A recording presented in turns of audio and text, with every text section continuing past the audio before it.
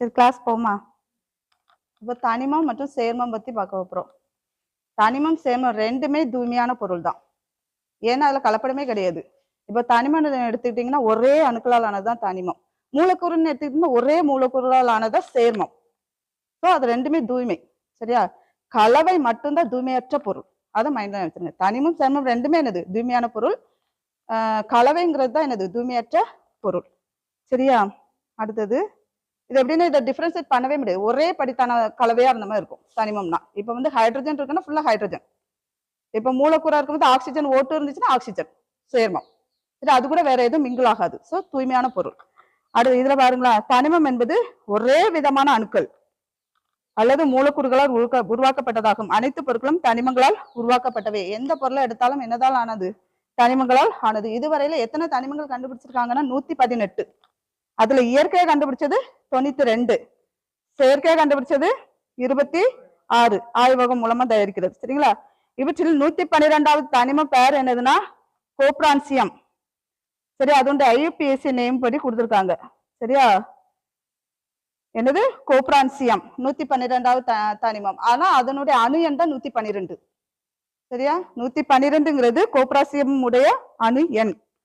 அடுத்தது பூமியில் ஆக்சிஜன் அளவு எவ்வளவு இருக்குன்னா 46.6%. தனிமமா கேட்கும்போது 46.6%. இதே அட்மாஸ்பியர்ல எவ்வளவு இருக்குன்னா 21%. நீங்க படிச்சிருப்பீங்க தானே? ஆக்சிஜனின் அளவு வந்து இது தனிமமா கிடைக்கும் போது 46.6%. புரியுதா? அடுத்தது சிலிக்கான் 27. இதெல்லாம் ஒரு பர்சன்டேஜ். ஒரு இதுல சிலிக்கான்னா மண்ணு நினைச்சிடுங்க. மொதல் ஆக்சிஜன் அதிகமா இருக்கு. அடுத்தது என்னது? 27.7. அடுத்தது அலுமினியம் 8.1. இரும்பு 5% தான் இருக்கு. Calcium 3.6, sodium 2.8, potassium 2.6, magnesium 2.1. இதர தனிமங்கள் பார்க்கும்போது 2.5 மீதி இருக்கு. சரியா? மனித உடலில் ஏறத்தாழ 99% தனிமங்களால் தான் காணப்படுதான். நம்ம உடம்புல எவ்வளவு என்னது 99% தனிமங்கள். 6 தனிமங்கள் இருக்கு. இதை ஆர்டர் படி கேட்பான். தனிமங்கள்ல ஆர்டர் படி கேட்பான். அதிகமா இருக்கிறது ஆக்சிஜன் நான் வச்சிருங்க. ரெண்டாவது கார்பன். அப்படி ஆர்டரா படிச்சணும். ஆக்சிஜன், கார்பன், அடுத்தது ஹைட்ரஜன், நைட்ரஜன், கால்சியம், பாஸ்பரஸ். 1% தான் மற்ற தனிமம் இருக்கான். இந்த 6 தனிமங்கள் தான் ரொம்ப இம்பார்ட்டன்டான மனித பாடியில இருக்கக்கூடிய தனிமங்கள். இப்ப புரிஞ்சுச்சா? இதை ஏறு வரிசையில எழுதி சொல்லி கேட்பான், இறங்கு வரிசையில கேட்பான். ஏறு வரிசைன்னா முதல் எது வரும்?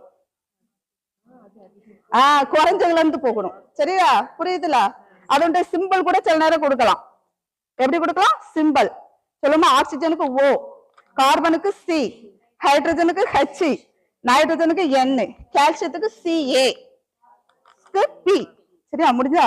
அடுத்த உயிருள்ள தாவரங்கள் மற்றும் விலங்குகளில் உள்ள தனிமங்களின் இயல்பு உயிருள்ள தாவரங்கள் மற்றும் விலங்குகளில் உள்ள தனிமங்கள் இயல்பு எப்படி இருக்குன்னா ஆக்சிஜன் 65%, கார்பன் 18%, ஹைட்ரஜன் 10%. அதை தான் சொல்றேன். நான் ஆர்டர் படி சொன்னேன் இவ்வளவு இருக்குன்னு. மனித அந்த 99% பிரிச்சிருக்காங்க. புரியுதா? ஆக்சிஜன் எவ்வளவு பர்சன்டேஜ் அப்படிங்கறத பிரிச்சு புரிஞ்சிச்சு. அடுத்த லைனு 99% தான் ஆக்சிஜன் இத்தனை பர்சன்டேஜ். அண்ட் அடுத்தது என்ன? ஒரு ஆக்சிஜனுக்கு அடுத்தது கார்பன், அதுக்கு அடுத்தது ஹைட்ரஜன். நம்ம உடம்பு எரிஞ்சா கரியா மாறுது இல்ல? சோ கார்பன் நிறைய பிரசன்ட் ஆயிருக்கு. சரியா? கார்பன் ஆக்சிஜன், ரெண்டாவது கார்பன், மூணாவது ஹைட்ரஜன், நாலாவது தான் நைட்ரஜன், அஞ்சாவது கால்சியம், ஆறாவது பாஸ்பரஸ். 6 தனிமம். புரிஞ்சுச்சுல? இப்ப இதெல்லாம் மீனிங். அடுத்தது அது மட்டும் இல்ல, அண்டம் மற்றும் விண்மீன்களை முக்கியமா இருக்கும். இது ஒரு கொஸ்டினா வரும். அண்டத்திலே விண்மீன்ல இருக்கக்கூடிய தனிமம் என்ன தனிமம்னா ஹைட்ரஜனும் ஹீலியமும். சரியா? ஹைட்ரஜன் எப்பவும் பிரைட்டா, சூரியன் வந்து நல்லா இதா இருக்கு. இது அண்டத்துல உள்ளதான சூரியன். சோ அதுல எல்லாம் சொல்ல போனா ஹைட்ரஜன் ஹீலியம் நிறைய இருக்கும். அதுதான் அதனாலதான் அது வெப்பத்தை நல்லா எப்பவுமே உமிழ்ந்து கொண்டே இருக்குது. வெப்பத்தை கொடுத்துக்கிட்டே இருக்கு. சரியா? அது அந்த ப்ராசஸ் வந்து 9th அண்டம் பாடத்துல இருக்கு. அது ஒரு டாபிக்கா. சரியா? அப்ப அண்டம் விண்மீன்ல இருக்கக்கூடியது உங்க மைண்ட்ல நான் ஹீலியம்ங்கிறது மைண்ட்ல நான் வந்துடணும். சரியா? ஹைட்ரஜனும் ஹீலியமும் பிரசன்ட் ஆயிருக்கு. சரியா? அண்ட பொருட்கள்ல. அடுத்தது தனிமத்துடைய பண்புகள். ஒரு தனிமம் வந்து அது எப்படி இருக்கும்? நான் சொன்ன தூய்மை, ஒரு படித்தான கலவை. சரிங்களா? அதுல வேற எதுவுமே சேராது, தூய்மையா இருக்கும். அடுத்தது அது வந்து உருகுதல் கொதிநிலையும் உண்டு அதுக்கு. சரி, இந்த ஆக்சிஜன் இவ்வளவு இதுலதான் உருகும், இவ்வளவுதான் கொதிநிலை, அதோட ஹீட் அப்படிங்கிற மாதிரி. அதுதான் உருகுநிலை கொதிநிலை. அப்புறம் வேதிவினை மூலம் எளிய பொருளாக சிதைக்க முடியாது. தனிமத்தை ஏற்கனவே அது சிங்கிள், அதை மறுபடியும் என்னது பிரிக்க முடியாது. அதை தான் சொல்றாங்க, உடைக்க முடியாது. ஒரு தனிமம் ஒரே வகையான அணுக்களால் ஆனது. வெவ்வேறு தனிமங்கள் வெவ்வேறு வகை அணுக்களால் ஆனது. இந்த வெவ்வேறு வகை அணுக்களால் ஆனதை நம்ம 3 டைப்பா பிரிக்கலாம். ஒரு ஓரணு ஓரணு தனிமம், ஈரணு மூலக்கூறு, பலவணு மூலக்கூறு. ஒரு தனிமம் இருந்துச்சுன்னா அது ஓரணு மூலக்கூறு, 2 இருந்துச்சுன்னா ஈரணு மூலக்கூறு அல்லது வேற்றணு மூலக்கூறுன்னு சொல்லுவாங்க. சரியா? அப்புறம் அடுத்தது பலவணு மூலக்கூறு. இப்போ ஓரணு மூலக்கூறுக்கு நம்ம என்ன, ஓரணு மூலக்கூறுலன்னா ஒத்த வகையா இருக்கும். அப்போ O3, ஓசோன் பார்த்தோம்னா O3, மூணுமே ஓ தான். அப்போ ஈரணு மூலக்கூறுக்கு CO, carbon monoxide, CO, C ஒரு தனிமம், O ஒரு தனிமம், அப்ப ஈரணு மூலக்கூறு. அடுத்தது பலவணு மூலக்கூறுக்கு HCl, HCl வராது, 2 விட 3 இருக்கணும். அப்ப என்னது, H2SO4 சொல்லலாமா, சல்பூரிக் ஆசிட் H2SO4 இப்படி. சரியா?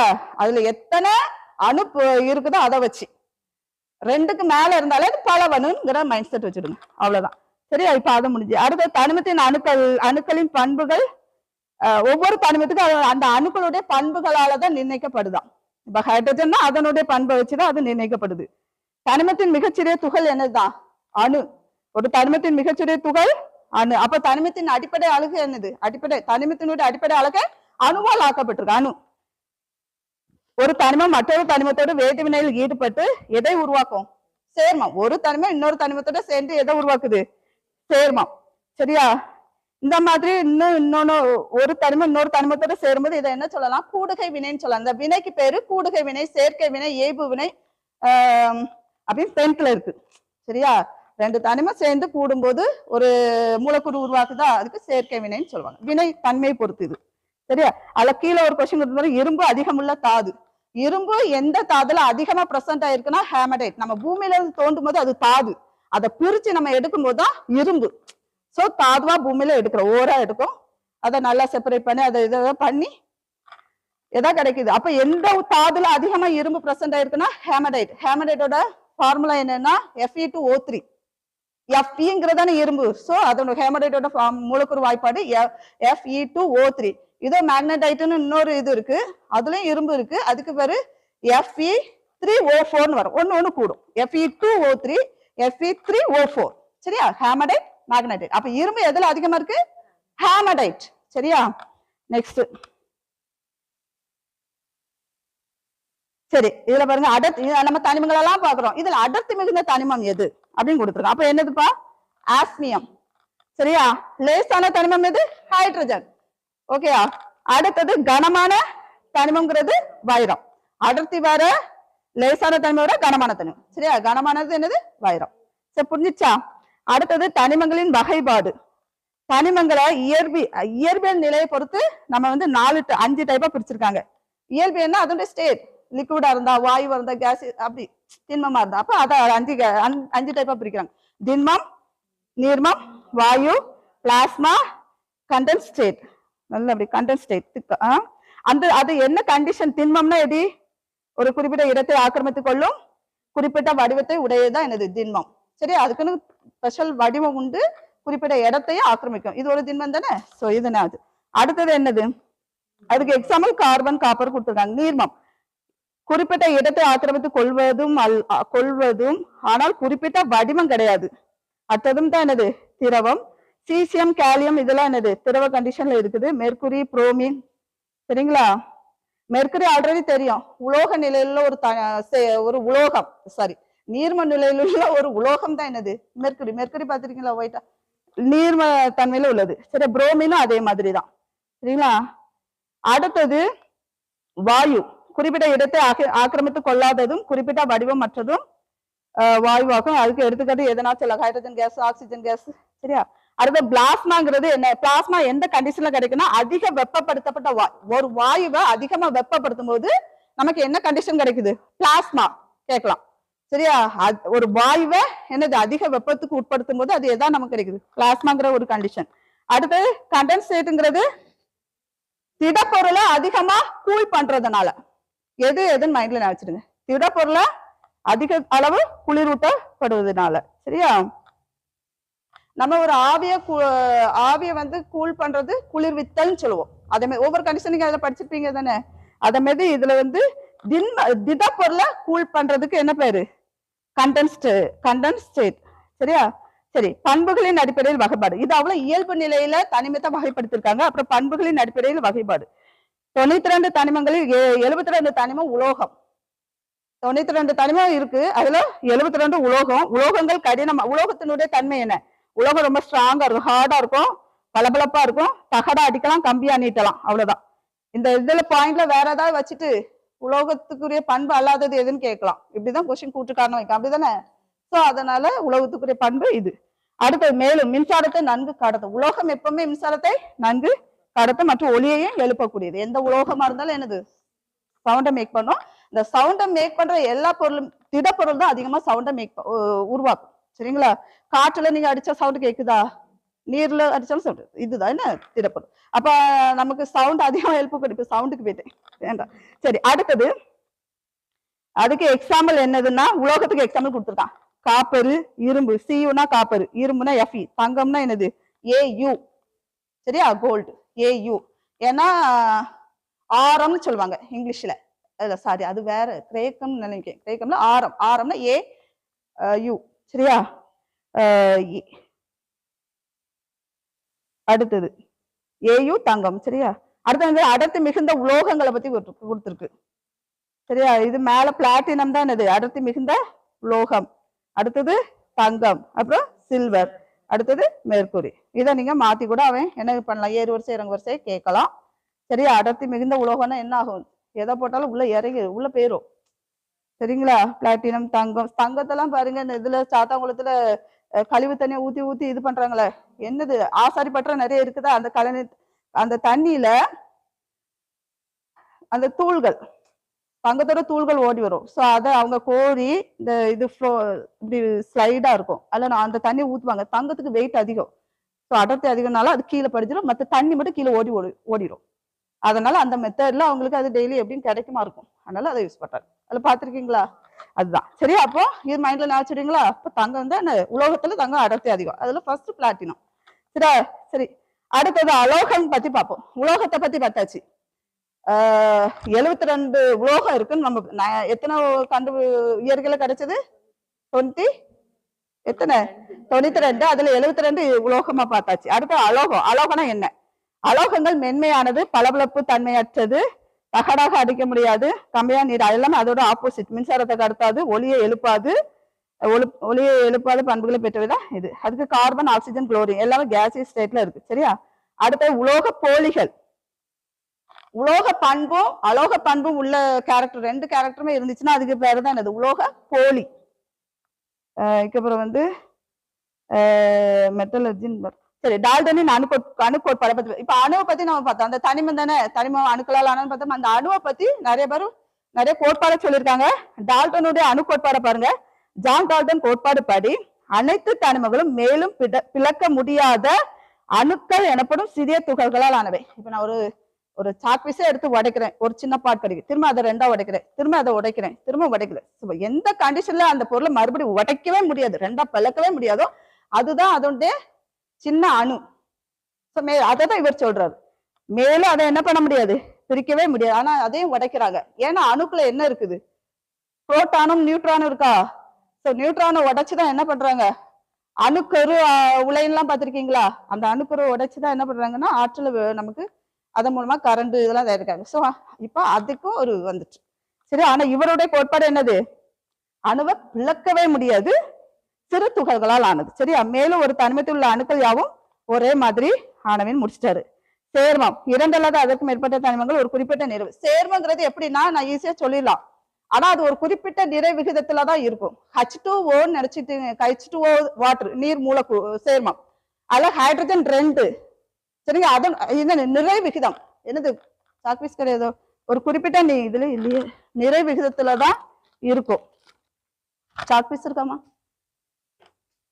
இப்ப ஹைட்ரஜனோட நிறை வந்து 1, அப்புறம் 2. சரி, வச்சிருக்கீங்களா? 2 அப்புறம் வந்து ஆக்சிஜன் ஓக்கு வந்து அணு எண் 8னா நிறை எண் 16.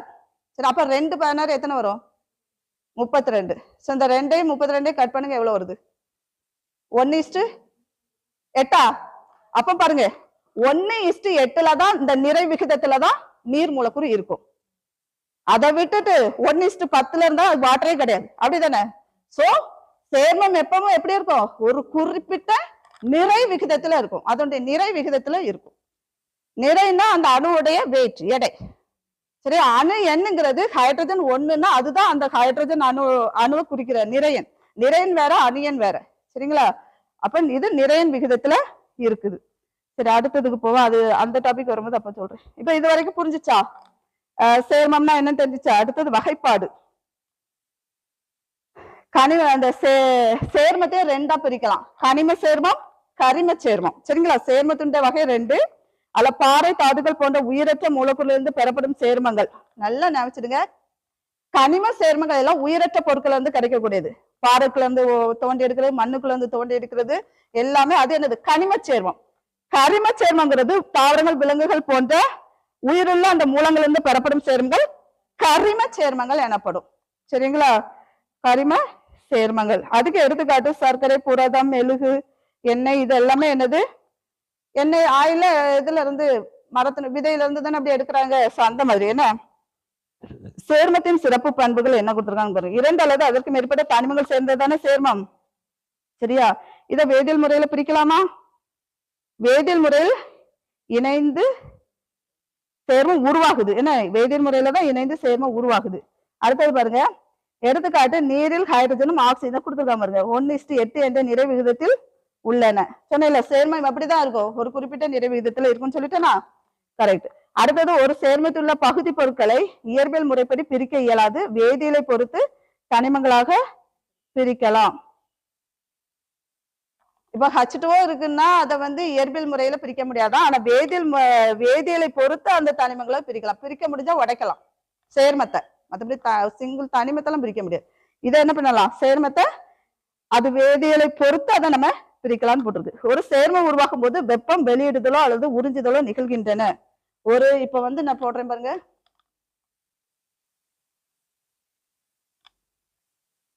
ஒரு சேர்மம் உருவாகுதா, வெப்பம் வெளியிடப்படலாம். வேதியியல் ரியாக்ஷன் நடக்கும்போது வெப்பம் வெளியிடலாம். இல்லது இந்த ஒரு வேதியியல் ரியாக்ஷன் நடக்கிறதுக்கு நம்ம என்ன பண்ணணும்? வெப்பத்தை கொடுத்தாதான் இந்த ரியாக்ஷனே நடக்கும். புரியுதா?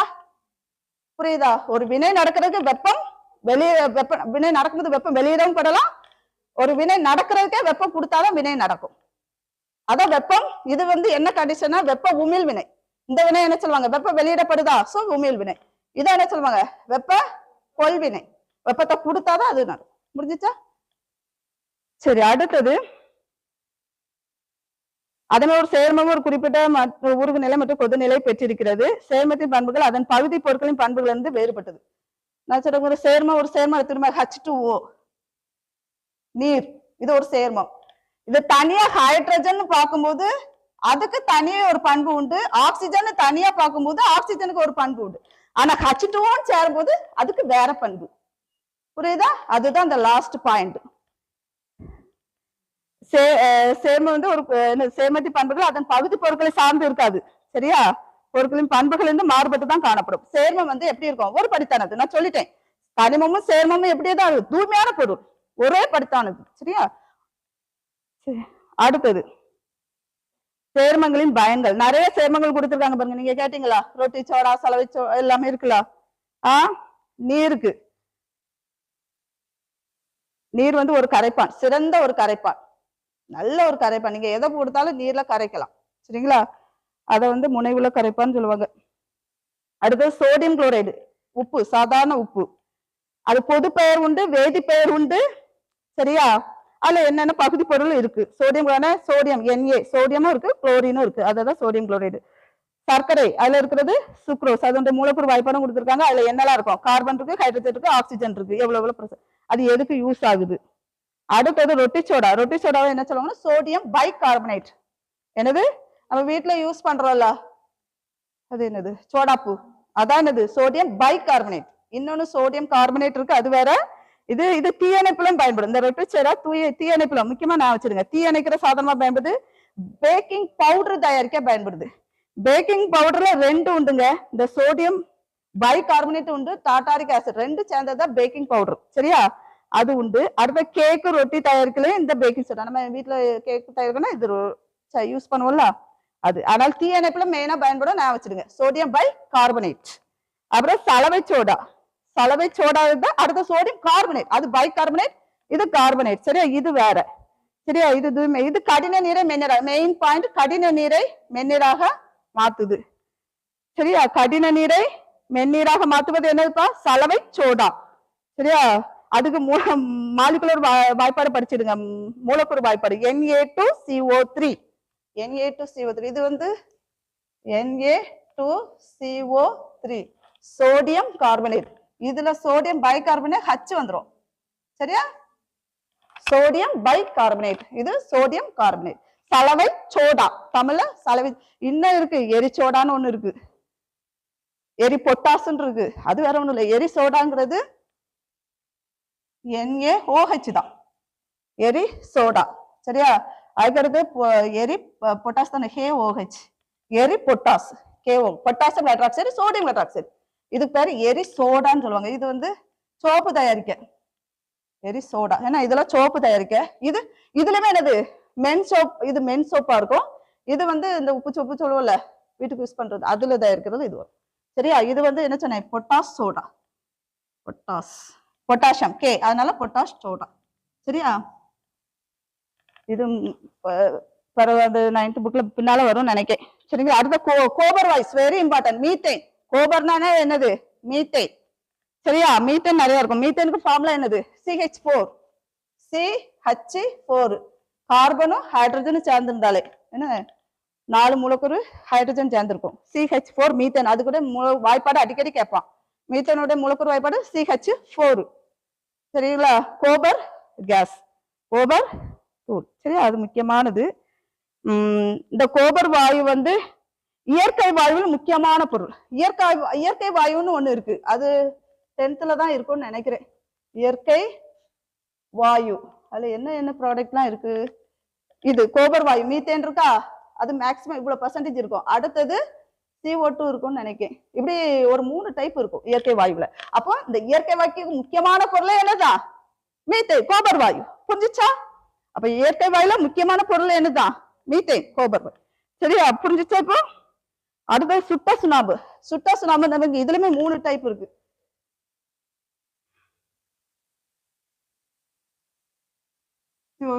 கால்சியம் ஹைட்ராக்சைடுனா சுட்ட சுண்ணாம்பு.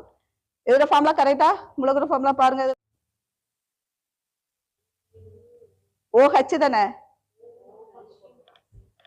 சுட்ட சுண்ணாம்பு, நீட்டு சுண்ணாம்பா, அது சுட்ட சுண்ணாம்பா, சுட்ட சுண்ணாம்பு. ஓ சாரி, நீட்டு சுண்ணாம்பு நான் எழுதிட்டேன், சாரி, இது நீட்டு சுண்ணாம்பு. அப்ப கால்சியம் ஆக்சைடு, கால்சியம் ஆக்சைடுங்கிறது அதான் இது சுட்ட சுண்ணாம்பு. நீட்டு சுண்ணாம்புக்கு தான் CaOH. இது என்னதுங்க, கால்சியம் ஹைட்ராக்சைடு என்னது, நீட்டு சுண்ணாம்பு.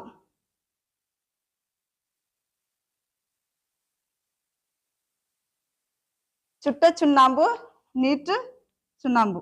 சரியா, அடுத்தது இன்னொன்னு இருக்கு, marble, calcium carbonate. Calcium carbonate இது நான் வச்சிருக்கேன். கால்சியம்னு வரும், சுண்ணாம்புனாலே நான் வச்சிருக்கேன் கால்சியம். புரியுதா, இருக்குல்ல, கால்சியம். சுட்டனாலே ஆக்சிஜன் வரும், நீட்டுனால OH, ஹைட்ராக்சைடு. சரி, இது எதுக்கு யூஸ் ஆகுது, சுவர்ல பெயிண்ட் அடிக்க என்ன. சரி, அந்த அடிச்ச உடனே வெள்ளை திட்டா வெளியே வருதுல, அதான் கால்சியம் கார்பனேட். ஏன்னா நம்ம இதுல உள்ள ஆக்சிஜனோட அது வினைபுரிஞ்சு, சாரி, கார்பன் டை ஆக்சைடோட வினைபுரிஞ்சு அது என்னது, கால்சியம் கார்பனேட்டா மாறுது. அடிக்கும் போது தனியா தானே அடிக்கிறோம், அப்புறம் ஒட்டிக்கிடுது. அப்புறம் கால்சியம் கார்பனேட்னாலே மார்பிள், அதை என்ன பண்ணுவாங்க, பொது பேர் மார்பிள். சரிங்களா, அடுத்தது இது வரைக்கும் இந்த 3 கிளியர் ஆயிட்டா, கால்சியம் கார்பனேட். அடுத்து வேற என்ன இருக்குல்ல, நீரேறிய நீட்டு சுண்ணாம்பு இருக்குல்ல. அடுத்த சுண்ணாம்புகள், அதான் சாக்பீஸ் தயாரிக்க. சரியா, அதை மார்பிள்னு சொல்லுவாங்க. 10th புக்ல மார்பிள்னே இருக்கும். கால்சியம் மார்பிளோட மூலக்கூறு வாய்ப்பாடு என்னது, CaCO3. சரியா, சுண்ணாம்பு கல்லுன்னு போட்டுருக்கு, நீரேறிய சுண்ணாம்பு, அப்புறம் சுட்ட சுண்ணாம்பு. புரிஞ்சுச்சா, 3. அடுத்தது இப்ப அணுக்கட்டு என்ன பத்தி பார்க்க போறோம். சரி, அணுக்கட்டு என்னங்கிறது என்னன்னா, ஒரு தனிமத்தில் உள்ள மூலக்கூறு ஒரு தனிமமோ அல்லது ஒரு மூலக்கூறுல அணுக்களின் எண்ணிக்கை தான் அணுக்கட்டு எண். ரொம்ப ஈஸி தான், கஷ்டம் இல்லையோ. இது இருக்கட்டும், HCl எடுத்திருக்கேன், ஹைட்ரோகுளோரிக் ஆசிட். இதுல ஒரு தனிமம், ஹைட்ரஜன் ஒரு தனிமம் இருக்கா, Cl ஒரு தனிமம் இருக்கா. அப்ப இதனுடைய அணுக்கட்டு எண் 2. அணுக்கட்டு அதாவது ஒரு மூலக்கூறில் உள்ள அணுக்களின் எண்ணிக்கை அணுக்கட்டு எண். முடிஞ்சிச்சா? டெஃபினிஷனும் உங்களுக்கு தெரியணும். ஒரு மூலக்கூறில் உள்ள அணுக்களின் எண்ணிக்கை அணுக்கட்டு எண். இப்ப நான் சொல்றதுக்கு நீங்க அணுக்கட்டு எண் சொல்லுங்க பாப்போம். அணுக்கட்டு எண் எத்தனை? இது என்னது? ஓசோன். ஓசோன் இது என்னது? ஓசோன். ஓசோன் அணுக்கட்டு எண் எத்தனை? 3. சரி, H2O சொல்லுங்க. இதெல்லாம் 10th புக்ல இருக்கு. H2O அணுக்கட்டு எண் எத்தனை? 3. சரி, இதை என்ன சொல்லலாம்? இது என்னது? பலவனு தானே. ஆனா ஒத்த பலவன். ஒத்தனு தானே. ஓ ஒத்தனு. இதை என்ன சொல்லலாம்? வேறுபட்ட ஈரணு. இதை என்ன சொல்லலாம்? வேறுபட்ட இது பலவனு H2O. இப்ப புரியுதா? முடிஞ்சு. அடுத்தது பல இதுல அணுக்கட்டு எண்ணிலே 1 வந்தா ஒரு அணுக்கட்டு, 2 வந்தா 2ன்னு போடுறாங்க. 3 2க்கு மேல வந்துச்சுன்னா பல அணுக்கட்டு எண் போடுறாங்க. பாஸ்பரஸ் P4 இது கொஞ்சம் மனப்பாடம் பண்ணிச்சுங்க. பிக்கு வந்து 4 தான் எப்பவுமே. எஸ்க்கு 8, சல்பருக்கு 8, பிக்கு 4, ஓசோனுக்கு அடிக்கடி கேட்பா 3. சரியா? பலவனுக்கு B4 S8 கொடுத்துருக்காங்க. 3க்கு மேல போட்டிருக்காங்க. என்ன? சரி, தனிம வரிசை வகைப்பாடு. முத தனிமத்தை பத்தி சொன்னது நம்ம யார் பார்த்தோம்? டால்டன் தானே பார்த்தோம். ஃபர்ஸ்ட் அவர் அணுவை பத்தி சொன்னார்ல, டால்டன் பத்தி தனிம வரிசை. அந்த தனிமங்கள் கண்டுபிடிச்ச தனிமங்களை ஆர்டர் படி வரிசைப்படி அடுக்கிறதுக்கு தான் பேர் என்னது? தனிம வரிசை வகைப்பாடு. சரி, அதை முத வரிசைப்படுத்துறாங்க. அந்த பீரியாடிக் டேபிள் அடுக்குறாங்க. ஒவ்வொரு எத்தனை தனிமம் நம்ம 118 தனிமம் அதை அடுக்குறாங்க. இப்போ பண்றது யாருன்னா 1869 ரஷ்ய நாட்டான மெண்டலீஃப். யாருமா? மெண்டலீஃப் நான் வச்சிடுங்க. அவர் தான் பண்றாரு. ஆனா அவர் எதன் அடிப்படையில் அதை அடுக்குறாருன்னா அணு நிறை, மாஸ் நம்பர், அந்த அணுவோட எடையை வச்சு அடுக்குறாரு. சரியா? 1869. அடுத்தது ஒரு வருது அந்த தனிமங்கள் அடுக்குறதுல இன்னொரு புது மாடல் வருது. அதான் நவீன ஆவர்த்தன விதி. அதை சொன்னது யாருன்னா H.J. மோஸ்லே. நம்ம புக்ல இருக்குல்ல, அடிக்கப்படு என்னது 18 தொகுதி 7 தொடர் 18 தொகுதியில இப்படி வடிவுல இருக்கும் பார்த்திருக்கீங்களா? தனிமங்களை அடுக்கி வச்சிருப்பாங்களா? சோ அதை சொன்னது இவரு. ஆனா இவர் எப்படி அடுக்கி இருப்பாருன்னா அணு எண் அடிப்படையில். ஹைட்ரஜனுக்குன்னா 1 அணு எண் 1ஆம் நம்பர் மேல இருக்கும் டாப்ல. அடுத்த ஹீலியம் 2 இந்த பக்கம் வந்துடும். 1 இதுல 1 2ன்னு வந்துடும். அடுத்த லித்தியம் அப்படியே லித்தியத்துக்கு 3. இப்படி இவர் வந்து அணு எண் அடிப்படையில் அடுக்கி இருப்பாரு. மெண்டலீஃப்ங்கிறவர் அணு நிறை. அதுதான் வித்தியாசம். சரியா? அடுத்தது இல்ல வேற என்ன இருக்கு? அவன் வர்க்கமும் அணு எண் கொண்டு படம் வரைந்தால் வரைபடம் நேராக அமைந்தது. அதனுடைய வர்க்கமூல அணு எண்ணையும் வச்சுக்கிட்டு அதனுடைய வர்க்கமூலத்தையும் வச்சு அவர் வந்து ஒரு கிராஃப் மாதிரி போடுறாரு. அது நேர்கோடா வருதான். சோ சரியான ஆர்டர்னு அவர் கன்ஃபார்ம் பண்றாரு. அடுத்தது டாபரினர் எப்படினாலும் சொல்லலாம்னா டாபரினர். இதுல வந்து டாபரினர்ங்கிறவர் மும்மை விதி, நியூலாண்டுங்கிறவர் எண்ம விதி. அதான் மைண்ட்ல நான் வச்சிருங்க. சரியா? டாபரினர்ங்கிறவர் சொன்ன விதி என்னது? மும்மை விதி. அது எப்படின்னா இவரும் சொன்னது நிறைய பொறுத்துதான், நிறை எண்ணெய் அடிப்படையாக கொண்டுதான் இவர் அடுக்கிப்பாரு. சரியா? டாபரினருடைய மும்மை விதினா அதுக்கு எக்ஸாம்பிள் பின்னாலே இருக்குல்ல, லித்தியம் 7, சோடியம். லித்தியத்துக்கு என்னது? அதனுடைய அணு நிறை வந்து 7, சோடியத்துக்கு எவ்வளவு கொடுத்துருக்கு? 23. அடுத்தது பொட்டாசியத்துக்கு 39. இந்த ரெண்டையும் கூட்டினீங்கன்னா அதனுடைய சராசரி இது கிடைக்கும். 39 7 கூட்டினா எவ்வளவு வருது? 46. 46 சராசரி என்னது? 23 வந்துச்சா? சோ இது இவரோட இவரு இந்த மெத்தடை யூஸ் பண்ணி அடுக்கியிருக்காரு. புரிஞ்சுச்சா? சோ லித்தியத்துக்கு நிறை எண் 7ன்னு வச்சிடுங்க. சோடியத்துக்கு 23, பொட்டாசியத்துக்கு 39. ஆக்சுவலி இதனுடைய அணு எண் எத்தனைன்னா அதே ஒருக்கா சொல்லிடுறேன். அணு எண் வந்து 3. லித்தியத்துக்கு அணு எண் எத்தனை? 3. சோடியத்துக்கு அணு எண் வந்து 11. சரியா? பொட்டாசியத்துக்கு 19. சரியா? இதனோட டபுளா வரும். நிறை வந்து இதனோட டபுளா வரும். சரியா? 3னா 6 டபுளா வரலாம். 1 கூட வரும், இல்லைன்னா 2 கூட. டபுளா வந்து 1 கூட வரும், இல்ல 2 கூட. இதுல 1 கூட வரும். சரியா? இது 11னா 22 + 1 23. இது பாருங்க 19 எவ்வளவு? இது 1. சரியா? அப்படி நான் வச்சிருக்கேன். அணு எண் எப்படி கண்டுபிடிக்கணும், நிறை எண் எப்படி கண்டுபிடிக்கணும். சரியா? இதுலயே பாருங்க, இந்த அணு எண்ணா என்ன அர்த்தம்? எலக்ட்ரானும் அணு எண் எதுவோ அத்தனைதான் எலக்ட்ரான் நம்பரும் இருக்கும், புரோட்டான் நம்பரும் இருக்கும். சரியா? அணு எண் கொடுத்துட்டு எலக்ட்ரான் எத்தனை புரோட்டான் எத்தனைன்னு கேட்டா என்ன எழுதணும்? அப்படியே எழுதிட வேண்டியதான். இதே நியூட்ரான் கேட்டா நியூட்ரான் கேட்டா என்ன செய்யணும்? நிறையன்ல இருந்து, இது என்னதுப்பா? நிறையன். நிறையன்ல இருந்து அணு என்ன கழிக்கணும். அப்ப 7 - 3 எத்தனைங்க? 4. அப்ப இது லித்தியத்துடைய நியூட்ரான் எண்ணிக்கை எத்தனை? 4. புரிஞ்சுச்சா? இது இந்த அணியின் சிம்பிள் வந்து Z, நிறையனோட சிம்பிள் A. மறந்துடாங்க, அணு எண்ணு தான் ஏன்னு வர நினைச்சிடாங்க. புரியுதா? அணு எண்ணோட சிம்பிள் வந்து Z, நிறையனோட சிம்பிள் A. இப்ப நான் என்ன சொன்னேன்? நியூட்ரான் கண்டுபிடிக்கிறதுக்கு என்ன பண்ணணும்? Formula A - Z. புரிஞ்சுச்சா? நியூட்ரான் கண்டுபிடிக்க ஃபார்முலா என்னது? A - Z. மினி புரிஞ்சுச்சா? சரி, இதை வச்சு வேற என்ன சொல்லணும்? முடிஞ்சு, இது போதல. சரி, அப்ப மும்மை விதையை சொன்னது யாரு? டபரினர். சரியா? சரி, ஒவ்வொருத்தங்க ஒவ்வொரு விதையை சொல்லிடுவாங்க. ஆனா அதுல குறைகள்லாம் உண்டு. என்ன குறைகள் உண்டு? அதனாலதான் அது போயிட்டு பிறகு என்னது வந்துச்சு? நவீன அணு கோட்பாடு வந்துச்சு. சரியா? சரி, இப்ப எண்ம விதி. எண்ம விதியை சொன்னது யாருன்னு சொன்னேன்? நியூலாண்ட். சரியா? இவர் எதைதான் அடிப்படையா வச்சிருக்காரு? அணு நிறை. மோஸ்ட்லே மட்டும்தான் என்னது வச்சிருக்காரு? அணு எண், நம்பர், அட்டாமிக் நம்பர். சரியா? அடுத்தது இந்த எண்ம விதி எப்படின்னா, இசை குறியீடு மதி எண்ம ஞாபகம் வச்சிருங்க. சரி கம பதனின்னு 8 இருக்குல்ல, அதான் எண்ம. அதுக்கு அப்ப நீங்க இசை குறியீடு சார்ந்த விதியை கொண்டது எது? எண்ம விதி. நான் வச்சிருவீங்களா? அது ஒரு கொஸ்டின். அப்ப எண்ம விதியை சொன்னது யாரு? நியூலாண்ட். சரியா? இது என்னன்னா, அணுநிறை அடிப்படையில் ஏறு வரிசையில் அமைத்த போது ஒரு தனிமத்தின் பண்புகளும் அதிலிருந்து 8வது தனிமத்தின் பண்புகளும் ஒத்து இருக்கும். முதல் தனிமமும் 8வது அவர் அடுக்கு வைக்காரு. அணு நிறை அடிப்படையில் அடுக்கி வைக்கும் போது 1வது தனிமமும் 8வது தனிமமும் ஒத்த பண்பை பெற்றிருக்குமா. சரியா? இவருமே யாரு? மோஸ்லேயும் அடுக்கி வைக்கும் போது அந்த அவர் வந்து எப்படி அடுக்கி இருப்பாருன்னா, மோஸ்லே இத வந்து தொகுதின்னு சொல்லுவாங்க. இது என்னதுப்பா? தொகுதி. இது தொடர்ன்னு சொல்லுவாங்க. இது தொடர். சரியா? இது தொகுதி. தொகுதி 18 இருக்கும். எத்தனை? தொகுதி 18. தொடர் எத்தனை இருக்கும்? 7. இந்த 9th ஒரு கொஸ்டின் கேட்டிருக்கான். தொகுதி 18, தொடர் 7. புக்ல 18, 17 எங்க பிள்ளை படிச்சுட்டு போயிட்டு. ஆனா அவன் கொஸ்டின் கேட்டது தொடர் எத்தனை, தொகுதி எத்தனை கேட்டுதான். அவன் எல்லாமே இதை எழுதி என்ன பண்ணிட்டான்? தப்பு பண்ணிட்டான். சோ இதை மட்டும் கொஞ்சம் நல்லா படிச்சிருங்க. தொடர் 7, கிடைமட்ட கோடு. தொகுதி செங்குத்து கோடு 18. செங்குத்து கோடு தான் அதிகமா நான் வச்சிருக்கேன். சரியா? தொகுதி. தொகுதி எத்தனை, தொடர் எத்தனை. சரியா? அடுத்தது இசை குறியீடு சார்ந்த விதி எதுன்னு சொன்னோம்? எண்ம விதி. சரியா? எண்ம விதி. அடுத்தது தனிம வரிசை அட்டவணை பற்றிய கருத்துக்களை பத்தி பார்ப்போம்.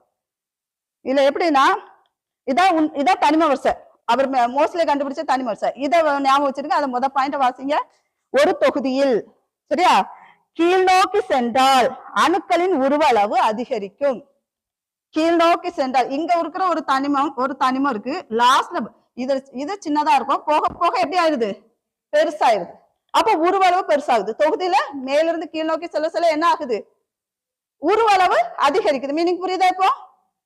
சரி, அடுத்தது தொடர்ல வலதுல இருந்து லெப்ட், தொடர்ல வலது பக்கத்துல இருந்து இடது பக்கம் போகும்போது என்ன ஆகுது? உருவளவு குறையுதா? புரியுதா? வலம் இருந்து இடம் செல்லும் போது இதெல்லாம் கூட்டு காரணத்துல எல்லாம் வைப்பான். கொஞ்சம் எல்லாம் மக்கப் பண்ணிருங்க. தொகுதியில மேல இருந்து கீழே போகும்போது உருவளவு அதிகரிக்குது, வளர்ந்து இடம் வந்து போகும்போது உருவளவு குறைகிறது. சரியா? அடுத்த பாயிண்ட், தொடரில் இடமிருந்து வளமாக செல்லும்போது அயனி ஆக்கமாற்றல். இதை நான் சொல்லிடுறேன். ஆவர்த்தன பண்பு அவர் தனிம வரிசை அட்டவணை படுத்துறாருல, அதுல ஆவர்த்தன பண்புன்னு ஒரு 5 பண்பு இருக்கு. அந்த அணு வச்சுதானே இது பண்றாரு. சோ அணுவுடைய ஆரம், ஒரு அணு இருக்குன்னா அதனுடைய ஆரம், அதுக்கப்புறம் அந்த அணு வந்து அயனியா பிரியும்போது அயனி ஆரம். ஆவர்த்தன பண்பு 5. முதல்ல அணு ஆரம், அயனி ஆரம், அடுத்த பண்பு அயனி ஆக்கும் ஆற்றல், அடுத்தது எலக்ட்ரான் நாட்டம், எலக்ட்ரான் கவர்த்தன்மை. இந்த 5மே ஆவர்த்தன பண்பு. சரிங்களா? இந்த நவீன ஆவர்த்தனத்தை அவர் அமைக்கும் போது இந்த 5 பண்பை வச்சுதான் அவர் பண்ணிருப்பாரு. சரியா? என்னதெல்லாம் ஃபர்ஸ்ட் அணுவோட ஆரம்னு வச்சிருங்க. அணு ஆரம், அப்புறம் அயனி ஆரம், அயனி ஆக்கும் ஆற்றல், அதுக்கப்புறம் எலக்ட்ரான் நாட்டம், எலக்ட்ரான் கவர்த்தன்மை. இதுலமே ஒப்பீட்டு ஆவர்த்தன பண்புன்னு ஒரு கொஸ்டின் இருக்கும். அது 10th இருக்கு. இந்த ஒப்பீட்டு ஆவர்த்தன பண்புங்கிறது எலக்ட்ரான் கவர் தன்மை பொறுத்து பண்ணியிருப்பாங்க. ஒப்பீட்டு ஆவர்த்தன பண்பு சரியா, அது பிறகு சொல்றேன். ஒப்பீட்டு ஆவர்த்தன பண்புங்கிறது ஒப்பீட்டு ஆவர்த்தன பண்பு சரியா, எலக்ட்ரான் கவர் தன்மை. இப்போ அடுத்த ரெண்டாவதுல என்ன கொடுத்துருக்காங்க, அயனியாக்கும் ஆற்றல் கொடுத்துருக்கானா, அந்த ஆவர்த்தன பண்பு இல்ல ஒரு பண்பு இருக்கு அயனியாக்கும் ஆற்றல். அந்த அயனியாக்கும் ஆற்றல் எப்படி இருக்கு, இடமிருந்து வளம் செல்லும் போது எப்படி இருக்கு, அதிகரிக்குதா, தொடர்ல நான் வச்சிருக்க. அயனியாக்கும் ஆற்றல்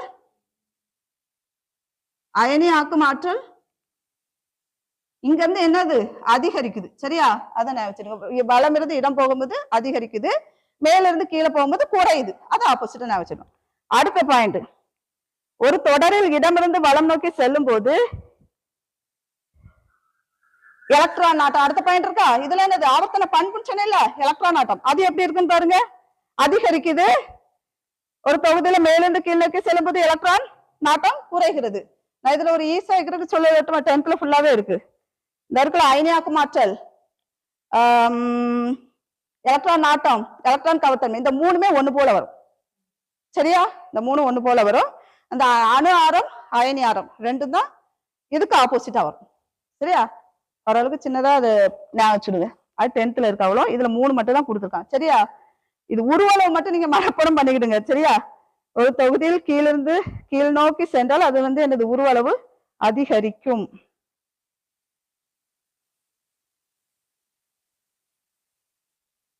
இது இந்த இதை வருது என்ன, இதை உருவளவு மனப்பாடம் பண்ணிடுங்க. அப்புறம் திட்ட விகித விதின்னு ஒரு விதி இருக்கு. என்ன விதி, திட்ட விகித விதி. அதை சொன்னது யாரு, பிரவுஸ்ட். யாரு, பிரவுஸ்ட். திட்ட விகித விதி.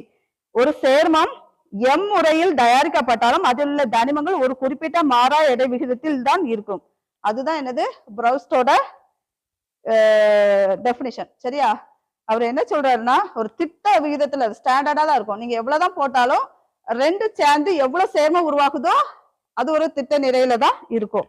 அடுத்தது IUPAC அதிகாரப்பூர்வ அறிவித்துள்ள இறுதி தனிமம் கோப்புரன்சிமம். இது வரைக்கும் IUPAC படி அதுக்கு நேம் விட்டதுல கடைசி பேர் விட்டது வந்து கோப்புரன்சியம்.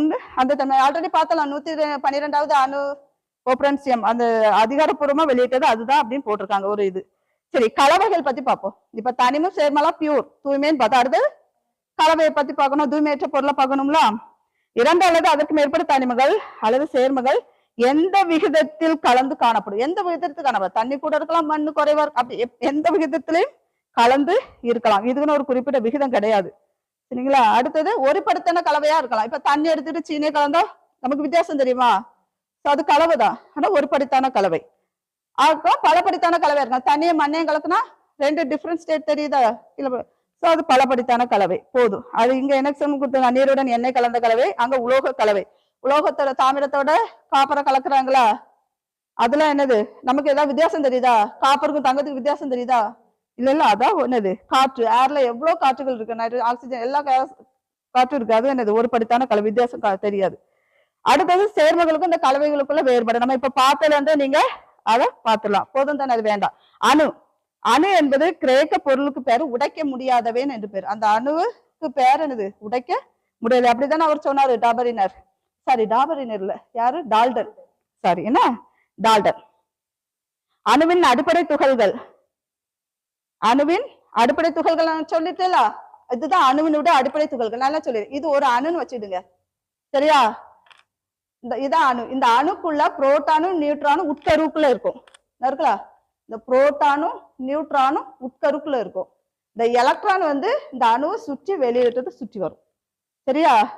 இந்த இது ஏன் அப்படி ஸ்டேபிளா அந்த அணு நிலைச்சு இருக்குன்னா, இதுவும் 3 இங்கும் சாரி புரோட்டானும் சேம் எலக்ட்ரானும் சேம், சோ 2 பேரும் ஒரு கவர்ச்சி விசையில இருப்பாங்க சரியா, அப்படின்னு வச்சுடுங்க. அதுக்கப்புறம் இந்த நியூட்ரான் வந்து அதுக்கப்புறம் இந்த எலக்ட்ரானுக்கு நெகட்டிவ் சார்ஜ், இது பாசிட்டிவ் சார்ஜ், இதுக்கு வந்து சார்ஜ் இல்லை சரியா. அதுக்கப்புறம் ஒவ்வொன்றுக்கும் எடை உண்டு, அது வந்து 9th இருக்கு, பின்னால வந்தாலும் வரும். ஒவ்வொன்றுக்கும் எடை, அந்த எடை தனித்தனியா ஒரு அணுவுக்குன்னு எடை நம்ம பார்த்துருக்கோம். இப்ப ஹைட்ரஜன்னா அதுக்கு 1, லித்தியத்துக்குன்னா அதுக்கு வந்து எடை நிறையன் 3 7ன்னு சொல்றோம்ல, அதே மாதிரி ஒவ்வொன்றுக்கு தனியா எடை உண்டு சரியா.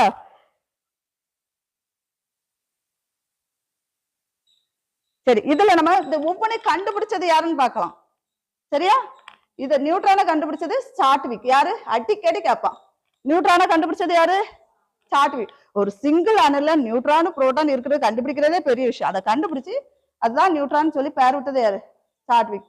புரோட்டானை கண்டுபிடிச்சது கோல்ட்ஸ்டீன். என்ன? கோல்ட்ஸ்டீன். இது ஜே தாம்சனா? கோல்ட்ஸ்டீன். சரிங்களா? கோல்டன் வச்சிருங்க. Proton Goldstein. எலக்ட்ரானை யார் கண்டுபிடிச்சது? J Thomson. இவர் இன்னொரு எப்படி ரிசர்ச் பண்ணிருப்பாருன்னா, இந்த இருக்குல்லங்க, இது என்ன பழம்? வாட்டர்மெலன். தர்பூசணி. தர்பூசணி சிவப்பா இருக்கும் அப்படித்தானே? அதுல கருப்பு கருப்பா கொட்ட விதை இருக்கும்ல. இந்த தர்பூசணி இதை சொன்னது இவர் தான் இருக்கும், ஜே தாம்சன். இந்த ரிசர்ச் பண்ணும்போது என்ன தர்பூசணி மாடலை சொன்னது இவர். அது லைட்டு அவருக்கு அது மறந்துட்டு, என்ன சின்ன கிளாஸ்ல உண்டு. அப்ப தர்பூசணி இந்த அமைப்பை இது பண்ணது ஜே தாம்சன். அடுத்தது வேற என்ன இருக்கு? புரோட்டானை கண்டுபிடிச்சது பார்த்தாச்சு, எலக்ட்ரானை கண்டுபிடிச்சு பார்த்தாச்சு, அதோட சார்ஜ் பார்த்தாச்சு. ஒளிப்பதிவு செய்யும் முறையை முதலில் கண்டுபிடித்தது யாருமா? எடிசன். ஒளிப்பதிவு ரெக்கார்டு அப்படிதானே? ஒளிப்பதிவு யாரு? எடிசன். நியூட்ரானை கண்டுபிடிச்சது சாட்விக். சரி, அணு எண் நம்ம பார்த்துட்டோம்ல. அணு எண் நிறையன் எல்லாம் கிளியர் தானே? அது சொல்லி கொடுத்துட்டேன்ல. அணு எண் நிறையன். ஓகே, இதெல்லாம் முடிஞ்சிட்டு. அடுத்தது பருப்பொருள். அறிவியல் உலகில் நிறை மற்றும் குறிப்பிட்ட இடத்தை எடுத்துக்கொள்ளும் தன்மையை தான் பருப்பொருள்ங்கிறோம். இருக்கலாங்க, இந்த சிங்கிள் அணு எல்லாம் சேர்ந்ததான் ஒரு பருப்பொருள். சரியா? இந்த அணுக்கள் குட்டி குட்டி அணுக்கள் எல்லாம் சேர்ந்த இருக்குல்ல சாக்பீஸ்னா, அதுல நிறைய அணுக்கள் சேர்ந்தது என்னது? ஒரு பருப்பொருளா நம்ம கண்ணுக்கு தெரியுது. அணுவ கண்ணுக்கு தெரியுமா? சோ அந்த அணுக்கள் எல்லாம் சேர்ந்து ஒரு பருப்பொருளா ஃபார்ம் ஆகி நமக்கு என்னது? அது இடத்தையும் எடுத்துக்கொள்ளுது, ஒரு வெயிட் இருக்கு. சரியா? அதான் பருப்பொருள். பருப்பொருளை நம்ம எப்படி பிரிக்கலாம்? தூய்மை பொருள், தூய்மையற்ற பொருள். நான் சொல்லிட்டேன், தூய்மை பொருள் தனிமம் சேர்மம் உண்டு, தூய்மையற்ற பொருள் கலவை. அதை பத்தி இதுல பாருங்க. அடுத்து விழாக்களில் பலூன்களில் நிரப்பப்படும் வாயு என்னதுங்க? ஹீலியம். பலூன்ல நிரப்படுற கேஸ் என்னது? ஹீலியம். ஒளிரும் விளக்குகள்ல நிரப்பப்படும் வாயு என்னது? கிரிப்டான். கிரிப்டான். சரியா? அடுத்தது விளம்பரங்களில் பயன்படுத்தப்படும் குழல் விளக்கு டியூப், அதுல நியான். சரியா? ஒளிரும் விளக்கு வேற, குழல் விளக்கு வேற. நான் வச்சுடுங்க, ஒளிரும் விளக்கு, இது குழல் விளக்கு. ஒளிரும் விளக்குன்னா என்னன்னு தெரியுதா? நம்ம வண்டியில எல்லாம் போகல, ரோட்ல ஒளிரும்ல, அதுல இருக்கிறதா என்னது? கிரிப்டான். நான் வச்சிருக்கேன். சரியா? அப்ப இது குழல் விளக்கு. டியூப் என்ன? டியூப்லைட். சரியா? நியான். அடுத்தது டங்ஸ்டன் விளக்குல இருக்கிறது ஆர்கான். அதிக ஒளிரக்கூடிய விளக்குகள்ல இருக்கிறது செனான். செனானும் உண்டு, கிரிப்டானும் உண்டு. நான் வச்சிருக்க ஒளிரும் விளக்குகள் என்ன? செனான் தான் அதிகமா ஒளிரும். சரியா? மீனிங் புரியுதா? ஜெனான். பற்களை வலிமையாக வைத்திருக்க பற்பசையில இருக்கக்கூடிய இது என்னது? புளோரின். பற்பசையில நம்ம எதை சேர்க்கிறாங்களா? புளோரின். புளோரின். நான் வச்சிருங்க. அப்புறம் நீச்சல் குளத்தை சுத்தம் செய்ய குளோரின். குளோரின். அடுத்தது கதிரியக்க தன்மையுள்ள வாயு என்னது? ஆஸ்டாடின். கதிரியக்க தன்மையுள்ள வாயு ஆஸ்டாடின் உண்டு, யுரேனியம் உண்டு, நிறைய உண்டு. ஆஸ்டாடின் இதுல போட்டிருக்காங்க. சரி, புவியின் வளிமண்டலத்தில் 21% உள்ள வாயு எதுங்க? ஆக்சிஜன். நான் தனிமமா சொல்லும் போது 46.6%. மற்றபடி அட்மாஸ்பியர்ல இருக்கிறது என்னது? வளிமண்டலத்துல இருக்கிறது 21%. புரிஞ்சிச்சுல மீனிங்? அடுத்து அமிலம் காரம் பத்தி கொடுத்திருக்காங்க. அமிலம் காரம். அமிலம் என்ற வார்த்தைக்கு அசிட்டஸ் என்ற லத்தீன் மொழி. எந்த மொழியில இருந்து இந்த வார்த்தை? அசிட்டஸ்ங்கிறது லத்தீன் மொழியில இருந்து எடுக்கப்பட்ட சொல். அதுக்கு மீனிங் என்னது? புளிப்பு. அமிலம்னால எப்படி இருக்கும்? புளிப்பா இருக்கும். சரியா? நீரில் கரைக்கும் போது ஹைட்ரஜன் அணுகளை கொடுக்கும் சேர்மம் அல்லது இடப்பெயர்ச்சி செய்யத்தக்க ஹைட்ரஜனை கொண்டுள்ள பொருள் தான் அமிலம் ஆகும். இருப்பினும் ஹைட்ரஜன் உள்ள எல்லா சேர்மங்களும் அமிலங்கள் அல்ல. எடுத்துக்காட்டு அமோனியா, மீத்தேன். அதாவது NH3. நம்ம என்ன சொல்றாங்கன்னா, இதுல ஹைட்ரஜன் இருக்கா? அமோனியா, இன்னொன்னு என்னது இருக்கு? Methane, CH4. இந்த ரெண்டும் அமிலம் இல்லைன்னு சொல்றாங்க. இதுல ஹைட்ரஜன் இருக்கு, ஆனாலும் அமிலம் இல்லை. சரியா? இந்த ஞாபகம், இது அமிலம் கிடையாது. இப்ப என்ன இருக்குல்ல, எது அமிலம் சொல்லலாம்? H2SO4. சல்பூரிக் ஆசிட் என்னது? ஒரு அமிலம் தானே. ஹைட்ரஜன் இருக்கா? ஹைட்ரஜன் அயனியா பிரியும். இத நீங்க தண்ணியில கலக்கினீங்கன்னா அயான்ஸா பிரியும். இப்படி அயான்ஸா பிரிஞ்சிட்டுனா அதுல அது என்னது? அமிலம் அப்படின்னு சொல்றாங்க. கேட்டிருந்தாங்களா? அது என்ன கொஸ்டின் கேட்டாங்க? எது? புளிப்பு சுவை. அசிட்டஸ் பத்தி கேட்டிருந்தோம். காரத்துக்கும் புளிப்பு தான், புளிப்பு சுவை தான். கசப்பா? புளிப்பு கசப்பு என்ன பற்பசை கேட்டிருந்தா பற்பசையில என்ன போடணும் ஃப்ளூரி. அப்ப வாஸ்து இருந்தா நீ படிக்கல, அதான் புக்ல உள்ளதானே நான் நினைச்சேன். சரியா? அப்புறம் வந்து வகைகள், மூலங்களின் அடிப்படையில அதை வகைப்படுத்தலாம். மூலங்கள், அதுல உள்ள அந்த மூலங்கள்னா என்னது? இப்ப என்ன இருக்குல்ல ஹைட்ரஜன், எப்படி ஒவ்வொரு பொருள் மூலங்கள், அதுதான் மூலங்கள். இந்த அமிலத்துல உள்ள மூலங்கள், இந்த மூலங்களை பொறுத்து 2 வகையை பிரிக்கலாம். அது என்னது? இதை என்ன சொல்லலாம்? இத கனிம, சாரி இதுதான் கனிம அமிலம். இத கனிம அமிலம் சொல்லுவாங்க. அப்புறம் கரிம அமிலம்னு இருக்கு. அந்த மூலங்களை பொறுத்து அதை நம்ம வகைப்படுத்தலாம். இப்ப வந்து HCOOH இருக்கு, இது acetic acid, sorry formic acid. இது என்னது? Formic acid. எறும்புக்கு அடிக்கும் போது வரும்ல, அந்த ஃபார்மிக் ஆசிடுக்கு தான் இது ஃபார்முலா. இது ஒரு ஆசிட். இதான் என்ன சொல்லுவாங்க? கரிம அமிலம். பாருங்க, கார்பன் பிரசன்ட் ஆயிருக்கும் இந்த அமிலத்துல, புரியுதா? அப்போ மூலங்களை பொறுத்து அதை 2 டைப்பா பிரிக்கிறாங்க, கனிம அமிலம், கரிம அமிலம். சரியா? ஆர்கானிக் காம்பவுண்ட்ஸ், இன்ஆர்கானிக் காம்பவுண்ட்ஸ் படிச்சிருப்பீங்கல்ல. ஆர்கானிக் தான் உயிருள்ள பொருட்கள் இருந்து கிடைக்கிறது, இன்ஆர்கானிக். சரியா? சரி, அடுத்தது சிட்ரிக் அமிலம், ஃபார்மிக் அமிலம். சிட்ரிக் அமிலம் எதுல அதிகமா இருக்கும்? எலுமிச்சையில. சரியா? ஃபார்மிக் அமிலம் எறும்புடைய கொடுக்கல. சரியா? அது ஓகே. அடுத்தது கனிம அமிலத்துக்கு எடுத்து கொடுத்துருக்கான் பாருங்க, ஹைட்ரோகுளோரிக் அமிலம், கனிம அமிலம், HCl. எல்லாமே ஒண்ணுதான். H2S போறோம்னாலும் சரி, HCl, இந்த ரெண்டுமே என்னதான்? கனிம அமிலம். சரியா? பாருங்களேன், கார எண் அடிப்படையில 3 வகையா பிரிக்கலாமா. ஒரு காரத்துவ அமிலம், இரு காரத்துவ அமிலம், முக்காரத்துவ அமிலம். வேற ஒண்ணு இல்ல, என்ன இருக்குல்ல, HCl ஒரு ஹைட்ரஜன் இருந்துச்சுன்னா ஒரு காரத்துவ அமிலம். ஏன் இதுல காரமும் வருதுன்னு கேட்பீங்க. அத என்ன பண்ணுவாங்க, அந்த இதை பொறுத்து என்னது காரத்துவ அமிலம்னு சொல்லுவாங்க. ஒரு ஹைட்ரஜன் தான் ஒரு காரத்துவ அமிலம், 2 ஹைட்ரஜன் இருந்துச்சுன்னா இரு காரத்துவ அமிலம், 3 ஹைட்ரஜன் இருந்துச்சுன்னா 3 முக்காரத்துவ அமிலம். சரி, அதை டிஃபரன்ஸ் அதை கண்டுபிடிக்க சொல்லுவாங்க. அப்ப நீங்க அதுல ஹைட்ரஜன் அமிலம்னாலே அந்த ஹைட்ரஜன் தான் பிரசன்ட் ஆயிருக்கும். அதுல உள்ள ஹைட்ரஜனை பொறுத்து அதை 3ஆ பிரிக்கிறாங்க. சரியா? அடுத்த காரத்துவம், இடப்பெயர்ச்சி செய்யக்கூடிய ஹைட்ரஜன் அணுக்களின் எண்ணிக்கை அதான் கொடுத்துருங்க. காரத்துவம்னா என்னது? இடப்பெயர்ச்சி செய்யக்கூடிய ஹைட்ரஜன் அணுக்களின் எண்ணிக்கை, அதுல உள்ள ஹைட்ரஜனுடைய அணுக்களின் எண்ணிக்கை. நீர்ல கறக்கும் போது அயான்சா பிரியுதுல, இடப்பெயர்ச்சி ஆகுது இல்ல, அதான் சொல்றாங்க. அதான் என்னது? காரத்துவ அமிலம். ஆனா காரத்துவம் நம்ம ஆக்சுவலி ஹைட்ரஜன் பிளஸ் அயானா பிரிஞ்சிச்சுன்னா அமிலம். சரியா? OH மைனஸ் அயானா பிரிஞ்சிச்சுன்னா காரம். ஆனா காரத்துவ அமிலங்கும் போது ஹைட்ரஜன் பிளஸோட இதான் சொல்லும், ஹைட்ரஜனோட இடப்பெயர்ச்சி. இதை என்ன சொல்லும்? அமிலக்காரம் சொல்லுவாங்க. இது அமிலக்காரம்னு வரும். 3 வகையா பிரிப்பாங்க. அதுல எத்தனை OH பொறுத்து. சரி, அதுக்கும் அதுக்கு பின்னால அதுக்கு அடுத்தது இருக்கு. சரியா? போலியோ தடுப்பு மருந்தை கண்டுபிடிச்சது யாரு? Jones Salk. சரியா? போலியோ தடுப்பு மருந்து, போலியோ சொட்டு மருந்து கொடுக்காங்கல்ல, அது யாரு? என்ன மருந்து? அவர் யாரு? Edward Jenner. என்ன ஜென்னர்? கரெக்ட். தடுப்பூசி, மெயினா தடுப்பூசி அவர். பாருங்க, அயனி ஆக்குதலின் அடிப்படையில் இந்த அமிலங்களை மறுபடியும் பிரிக்கிறாங்க. இயல்பு அடிப்படையில பிரிச்சாங்க, அதுல உள்ள மூலங்களின் அடிப்படையில பிரிச்சாங்க. அப்புறம் அதுல உள்ள ஹைட்ரஜன், அததான் அமில காரத்துவம்னு சொன்னோம்ல, காரத்துவ அமிலம் சொன்னோம்ல, அந்த ஹைட்ரஜன் பிரசன்ட வச்சு 3 வகையா பிரிச்சாங்க. அடுத்தது அயனியாக்கும் அடிப்படையில நீங்க தண்ணியில அதை கலக்குனீங்கன்னா அது அயான்ஸா நிறைய பிரிஞ்சிச்சுன்னா அப்போ அது அந்த அமிலம் வந்து நல்ல அமிலம், செறிவான அமிலம்னு அர்த்தம். இப்ப தண்ணியில கரைக்கும் போது அயான்ஸா கொஞ்சமா பிரிக்கணும், வலிமை குறைந்த அமிலம். இப்ப ஒரு ரொம்ப என்ன சொல்றது, அடர் மிகுந்த அமிலத்துல நீங்க தண்ணீரை நல்லா கலந்தீங்கனாலே அது என்னதாயிரும்? நீர்த்த அமிலமா மாறிடும்.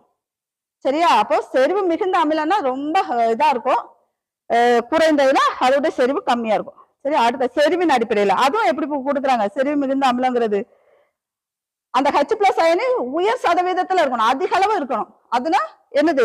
செறிவு மிகுந்த அமிலம், செறிவு குறைந்த அமிலம். அயனியாக்க அடிப்படை சொல்லும் போது வலிமை மிக அமிலம், வலிமை குறைந்த அமிலம். வலிமை மிக அமிலம்னு என்னது? நம்ம மேல ஊத்தினாலே எரிஞ்சிடும், வலிமை மிக அமிலம். சரியா? போதுமா இது? அடுத்து நிறைய அமிலம் நம்ம யூஸ் பண்ற அமிலத்தெல்லாம் கொடுத்துருக்காங்க. சிட்ரிக் அமிலம் எதுல இருக்கு? சிட்ரஸ் பழங்கள், அதான் எலுமிச்சை, ஆரஞ்சு எல்லாத்துலயும் இருக்கு. லாக்டிக் பால், அடிக்கடி கேட்பான். லாக்டிக் வந்து பால்ல, சரியா? அப்புறம் பார்மிக்கு IUPAC பேர் என்னது? மெத்தனாயிக் அமிலம். மெத்தனாயிக் அமிலம்னாலும் இந்த இருக்குல்ல போட்டேல்ல, இதான் மெத்தனாயிக் அமிலம், சரியா? ஒரு கார்பன் வந்துச்சுனாலே அது மெத்தனாயிக். 2 கார்பனா வந்துச்சுன்னா என்ன இருக்குல்ல, CH3 COOH இருந்துச்சுன்னா இதுல ஒரு கார்பன் இருக்கு, இதுல ஒரு கார்பன் இருக்கு. இது வந்து இது மெத்தனாயிக், இது எத்தனாயிக் அமிலம் சொல்லுவாங்க. இதுக்கு இன்னொரு பேரு அசிட்டிக் அமிலம், இன்னொரு பேரு வினிகர், காடி. புரியுதா? இது ஃபார்மிக் அமிலம், இது வந்து என்ன சொல்லிருக்கு? எத்தனாயிக். இது வந்து இது மெத்தனாயிக், இது எத்தனாயிக், சரியா?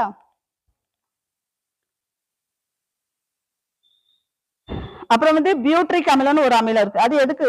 கெட்டு போன வெண்ணெயில இருக்கும். என்ன வெண்ணெய் கெட்டு போயிடுச்சுன்னா அது எதாயிட்டு?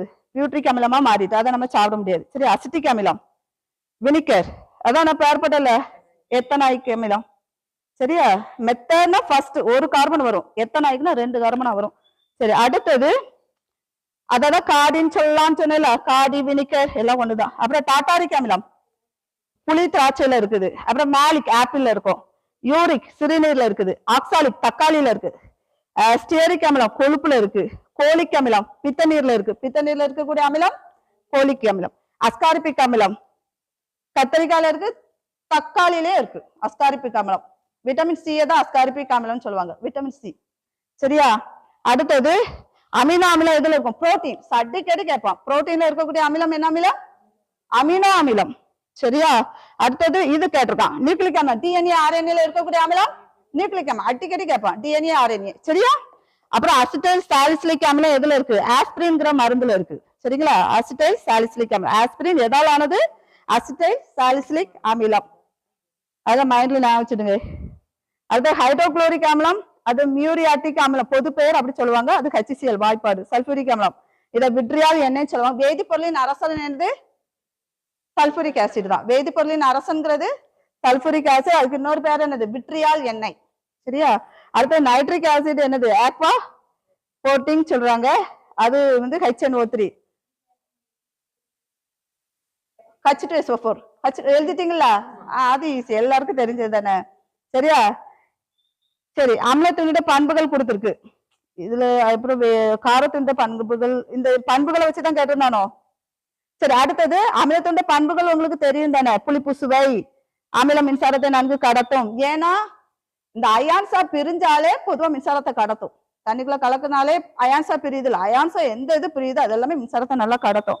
அடுத்தது இந்த கனிம அமிலங்கள் நல்லா அரிக்கும், இந்த HCl எல்லாம் நல்லா அரிச்சிடும். அடுத்தது கரிம அமிலங்களை தவிர பெரும்பாலான அமிலங்கள் நீரில் கரியும் தன்மை உடையது. கரிம அமிலங்கள் நீர்ல கரையாது, கனிம அமிலங்கள் நீர்ல கரையும், சரியா? அதாவது முனைவுள்ள சேர்மங்கள் முனைவுள்ள கரைப்பான்ல தான் கரையும், முனைவற்ற சேர்மங்கள் முனைவற்ற சேர்மங்கள்ல கரையும், நீர்மங்கள்ல கரைப்பான்ல கரையும் அப்படின்னு சொல்லுவாங்க. சரி, இருக்கட்டும். வேதி பண்புகள், இப்போ இந்த அமிலத்தை எடுத்துக்கிடுங்க. 3 வேதி பண்புகள் ரொம்ப ரொம்ப முக்கியம். அமிலத்தை ஒரு உலோகத்தோட வினை புரிஞ்சா நமக்கு ஹைட்ரஜன் வாயு கிடைக்கும், அதான் முக்கியம். ஒரு அமிலத்தை உலோகத்தோட வினை புரியும் போது ஒரு உப்பும் பிளஸ் எது கிடைக்கும்? ஹைட்ரஜன் கேஸ் வெளியிடப்படும், அதை மைண்ட்ல நினைச்சுங்க, ஹைட்ரஜன் கேஸ். அடுத்தது அமிலம் காரத்தோட வினைவு, ஒரு அமிலமும் பிளஸ் ஒரு காரமும் சேர்ந்துச்சுன்னா நமக்கு ஒரு உப்பும் ஒரு நீரும் கிடைக்கும். இதைதான் நடுநிலையாக்கல் வினைன்னு சொல்லுவாங்க. நீங்க ஒரு அமிலத்தை நியூட்ரலைஸ் பண்ணணும்னா ஒரு கார சம்பந்தமான காரத்தன்மை உள்ள பொருளை, அதுக்காக உரப்புன்னு சொல்லல, காரத்தன்மை உள்ள பேஸ் கண்டென்ட் உள்ள பொருளை சாப்பிடும் போது நமக்கு அந்த அசிட் பிரச்சனை தீரும். அடுத்தானே சோ நியூட்ரலை பண்ணுது, அதுதான் என்னது? நடுநிலையாக்கல் வினை, சரியா? அப்ப நமக்கு கிடைக்கக்கூடிய ப்ராடக்ட் என்னது? ஒரு உப்பும் ஒரு நீரும். உலோகத்தோட வினைபுறும் போது ஹைட்ரஜன் வாயு கிடைக்குது, அதை மைண்ட்ல நான் வச்சிருக்கேன், என்ன வாயு கிடைக்குன்னு கேட்பான். அடுத்த அமிலங்கள் கார்பனேட் உப்புகளுடன் வினைபுறும் போது என்ன கிடைக்கும்? Carbon di oxide. கார்பனேட்னா ஏதாவது ஒரு கார்பனேட், கால்சியம் என்ன கார்பனேட் கொடுத்திருக்கான்? சோடியம் கார்பனேட் கொடுத்திருக்கான், சரியா? Sodium carbon. அப்ப கார்பனேட்டோட கார்பனேட்ங்கும் போதே உங்களுக்கு ஞாபகம் வந்துடும், CO3 இருக்கு. சோ என்ன வாயு வெளிவரும்? கார்பன் டை ஆக்சைடு, CO2 அப்படி நான் வச்சுக்கலாம், சரியா? அடுத்து வேதியியல் ஆய்வகம் எங்க இருக்கா? புனே. தேசிய நம்ம இந்தியாவுல புனேல இருக்கு. தேசிய வேதியியல் கெமிஸ்ட்ரிக்கான ஒரு ஆய்வகம் எங்க இருக்கு? புனே. புரிஞ்சுச்சா? அடுத்தது உலகிலேயே வலிமையான அமிலம் படிச்சிருந்தேன் HFSO 2 ஹைட்ரோகுளோரோசல்ஃபூரிக் அமிலம் சொல்லலாம், அல்லட்டா புளோரோசல்ஃபூரிக் அமிலம் சொல்லலாம். F பிரசன்ட் ஆயிருக்கு. என்ன H2SO4ல ஒரு ஹைட்ரஜன் எடுத்துட்டு ஒரு ஃப்ளூரினை போட்டிருக்காங்க. சரியா? ஹைட்ரோஃப்ளூரோசல்ஃபூரிக் அமிலம் சொல்லலாம் அல்லது புளோரோசல்ஃபூரிக் அமிலம். அந்த ஹைட்ரஜனை சேர்த்து ஹைட்ரோஃப்ளூரோசல்ஃபூரிக் அமிலம் அல்லது புளோரோசல்ஃபூரிக் அமிலம். புரிஞ்சுச்சா? உலகிலேயே வலிமையான அமிலம். அடுத்தது லவாய்சியர் பத்தி சொல்லியிருக்கு. ஆக்சிஜன் அனைத்து அமிலங்களுக்கும் அடிப்படை தேவை. ஆக்சிஜன் வந்து ஒரு அமிலத்துக்கு என்ன தேவை? ஆக்சிஜன்ங்கிறது தேவைங்கிறது அவர் சொல்லியிருக்காரு. சரியா? அடுத்த டேவிஸ்ங்கிறவர் ஹைட்ரஜனை பத்தி சொல்லியிருக்காரு. அடுத்தது அர்கினிஸ் கண்டுபிடிச்சவங்களா இருக்குமோ? ஆக்சிஜனை கண்டுபிடிச்ச லவாய்சியர், டேவிஸ்ங்கிறவர் ஹைட்ரஜன், அர்கினிஸ்ங்கிறது அமில காரக்காலுக்கு. அது எனக்கு நல்லா தெரியும். அர்கினிஸ்ங்கிறவர் அமிலத்தையும் கார கொள்கையை பத்தி வெளியிட்டவர். அமிலம் காரம் சம்பந்தமான அந்த கொள்கையை வெளியிட்டவர் அர்கினியஸ்ங்கிறவர். சரிங்களா? அதுல பாரு அவர் என்ன சொல்லியிருப்பாருன்னா, அதுல நீர்ல கரைக்கும் போது அமிலம்ங்கிறது நீர்ல கரைக்கும் போது H+ ஹைட்ரஜன் அயனியா பிரியும். ஒரு காரத்தை நீர்ல கரைக்கும் போது OH அயனியா பிரியுங்கிறத இந்த அர்கினியஸ் சொல்லியிருப்பாரு. அப்ப அமிலக்கார கொள்கை வெளியிட்டவர் யாரு? அர்கினியஸ். சரியா? அடுத்தது லவ்ரி புரோட்டஸ்ட். அவர் எங்க புரோட்டானை இழந்தால் அமிலமாகும். அடுத்தது எலக்ட்ரானை ஏற்றால் காரமாகும். புரோட்டானை இழந்தால் அது என்னது? அமிலங்கிற கதையை சொல்றாரு. என்ன? புரோட்டானை இழந்தால் இதுதான். அப்போ இப்படிதான் கொடுத்திருந்த பேர் கொடுத்திருந்தா இருந்துச்சா? அப்ப இதை பாத்துங்க. அப்ப அவர் தான் அதான் ஆக்சிஜன். அதான் லவாய்ஸ் பேர் வச்சாருல, அந்த இது சம்பந்தமானதான, வேற ஒண்ணும் இல்லல்ல, கண்டுபிடிச்சருங்கிறது கிடையாது இல்லல்ல, பொறுத்துக்களை கொடுத்துருக்கலாம். அப்ப இதான் மேட்ச். சரியா? லவாய்சியரு. அப்ப வந்து யாரு? டேவிஸ் ஹைட்ரஜன்ங்கிறது போட்டிருக்கு. அர்கினிஸ் அவரு. லவ்ரி புரோட்டஸ்ட்ங்கிறவர் வந்து புரோட்டானை இழந்தால் அமிலமாகும், புரோட்டானை ஏற்றால் காரமாகும். அப்ப புரோட்டானை இழந்தால் பாப்போமா? இதுல புரோட்டான் 3 புரோட்டான் இருக்குன்னு வச்சிருங்களா? புரோட்டான் அப்படிதானே, பிளஸ் சார்ஜ். அதுல ஒரு புரோட்டானை இழந்தால் ஒரு புரோட்டான் பேருதா? எலக்ட்ரான் தானே அடுத்ததுக்கு கடத்தப்படும். சரி, அவருடைய கொள்கை அப்படித்தான். சரியா? புரோட்டானை இழந்தால் அமிலமாகும், புரோட்டானை ஏற்றால் காரமாகும். சரி, அதை அப்படி வச்சுக்கிடுங்க. அடுத்தது காரத்துவம். நாங்க எப்படி போனா இருக்குல்ல, இப்போ 3 எலக்ட்ரான் இருக்கா? ஆமா, கரெக்ட். அப்போ இது வரும் 3 லித்தியத்துக்கு அப்படிதானே? லித்தியம் ஆக்சுவலி உலோகம். அதுல எத்தனை புரோட்டான், எத்தனை எலக்ட்ரான் இருக்கு? 3 எலக்ட்ரான். ஒரு எலக்ட்ரானே என்ன, அந்த ஆர்பிட்ல ஃபர்ஸ்ட் ஆர்பிட்ல 2 எலக்ட்ரான் ஃபில் ஆகும். சரியா? 2வது ஆற்றல் மட்டத்துல 8 எலக்ட்ரான் ஃபில் ஆகணும். ஆனா இதுல ஒரு எலக்ட்ரான் இருக்கு. 2 எலக்ட்ரான் ஃபில் ஆனாலே ஸ்டேபிள். இதுல 8 எலக்ட்ரான் ஃபில் ஆயிருந்தா ஸ்டேபிள். சரியா? அப்போ இதுல 1 எக்ஸ்ட்ரா இருக்கு. இப்படி இருந்தாலே அது என்னது? ஸ்டேபிள் ஆயிரும். அப்ப இதை என்ன பண்ணிடும்? இந்த எலக்ட்ரானை வேற இதுக்கு கொடுத்துரும். அந்த எலக்ட்ரானை இழக்கும். அந்த எலக்ட்ரானை இழக்கிறத தான் இணைதிறன் சொல்லுவாங்க. அப்போ லித்தியத்தினுடைய இணைதிறன் எத்தனை? 1.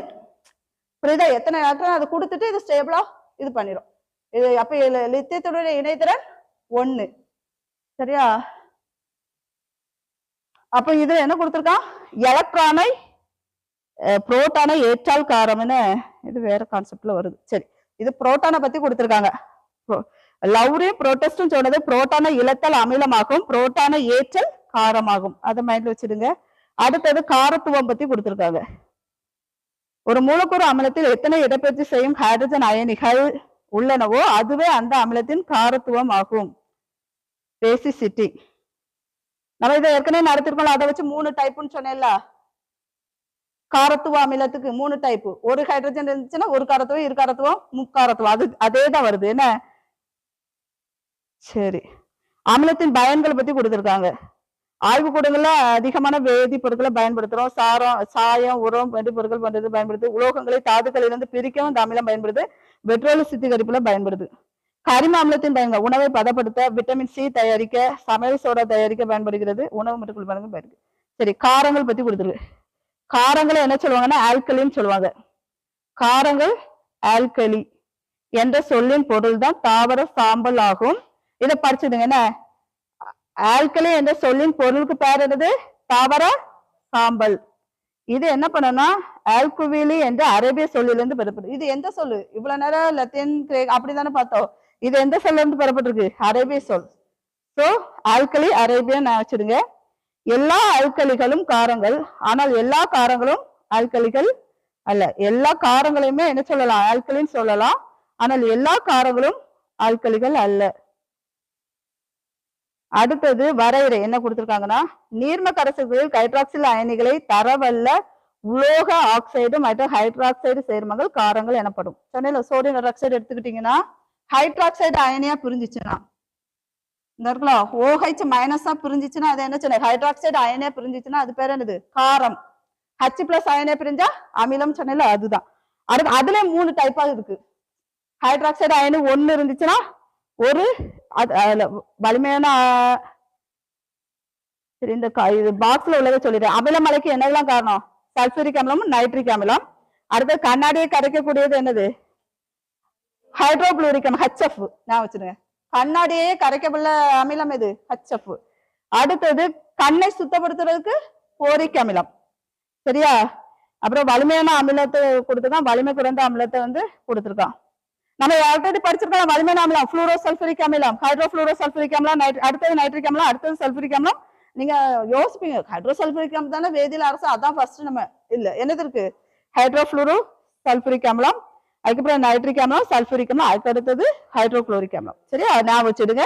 அது மாதிரி வலிமை குறைந்த அமிலங்கள்ல அசிட்டிக் அமிலம், அடுத்த பாஸ்பரிக் அமிலம், அடுத்து கார்போனிக் அமிலம். சரி ஓகே. அடுத்தது காரங்களின் வகைப்பாடு. அதே அயனியாதல் அடிப்படையில வன்காரம் மென்காரம். நீர் முழுவதும் அயனியாச்சுன்னா அது வன்காரம், ரொம்ப இதா இருக்கும். பகுதி அளவு அயனியாச்சுன்னா அது மென்காரம். அமில அளவின் அடிப்படை அந்த செறிவின் அடிப்படையில எப்படி சொல்லலாம்? அமிலக்காரம் 2 3. சோடியம் ஹைட்ராக்சைடு பொட்டாசியம் ஹைட்ராக்சைடு வந்து ஒரு OH அயனி தான் இருக்கும். இதுல பாருங்க கால்சியம் ஹைட்ராக்சைடுல 2 இருக்கா? அப்ப இது அமிலக்காரம், இது வந்து 3 அமிலக்காரம். அதே தான் நம்ம அங்க படிச்சதே தான் இதுலயும் அதே வருது. சரி அடுத்தது கேதோடு கதிர்களின் பெருக்கத்திற்கு மேக்னட்ரான் பயன்படுத்தப்படுகிறது. கேதோடு கதிர்களின் பெருக்கம் ஆனோடு கேதோடுன்னு சொல்லுவாங்கல்ல. ஆனோடு கேதோடுனா நெகட்டிவா இருக்குமோ? நெகட்டிவ். சரி அதனுடைய பெருக்கத்திற்கு காரணமானது என்னது? மேக்னட்ரான். சரி ஆனோடுனா பிளஸ், கேதோடுனா மைனஸ். சரி அடுத்தது வருதா உங்களுக்கு? எனக்கு வர மாட்டாங்க வீட்டுல.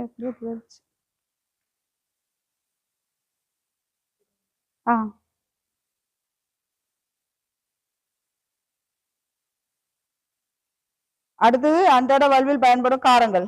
சோடியம் ஹைட்ராக்சைடு OHன்னு வந்தாலே நீங்க நான் வச்சிருக்க அது என்னது? காரம் சண்முகம்.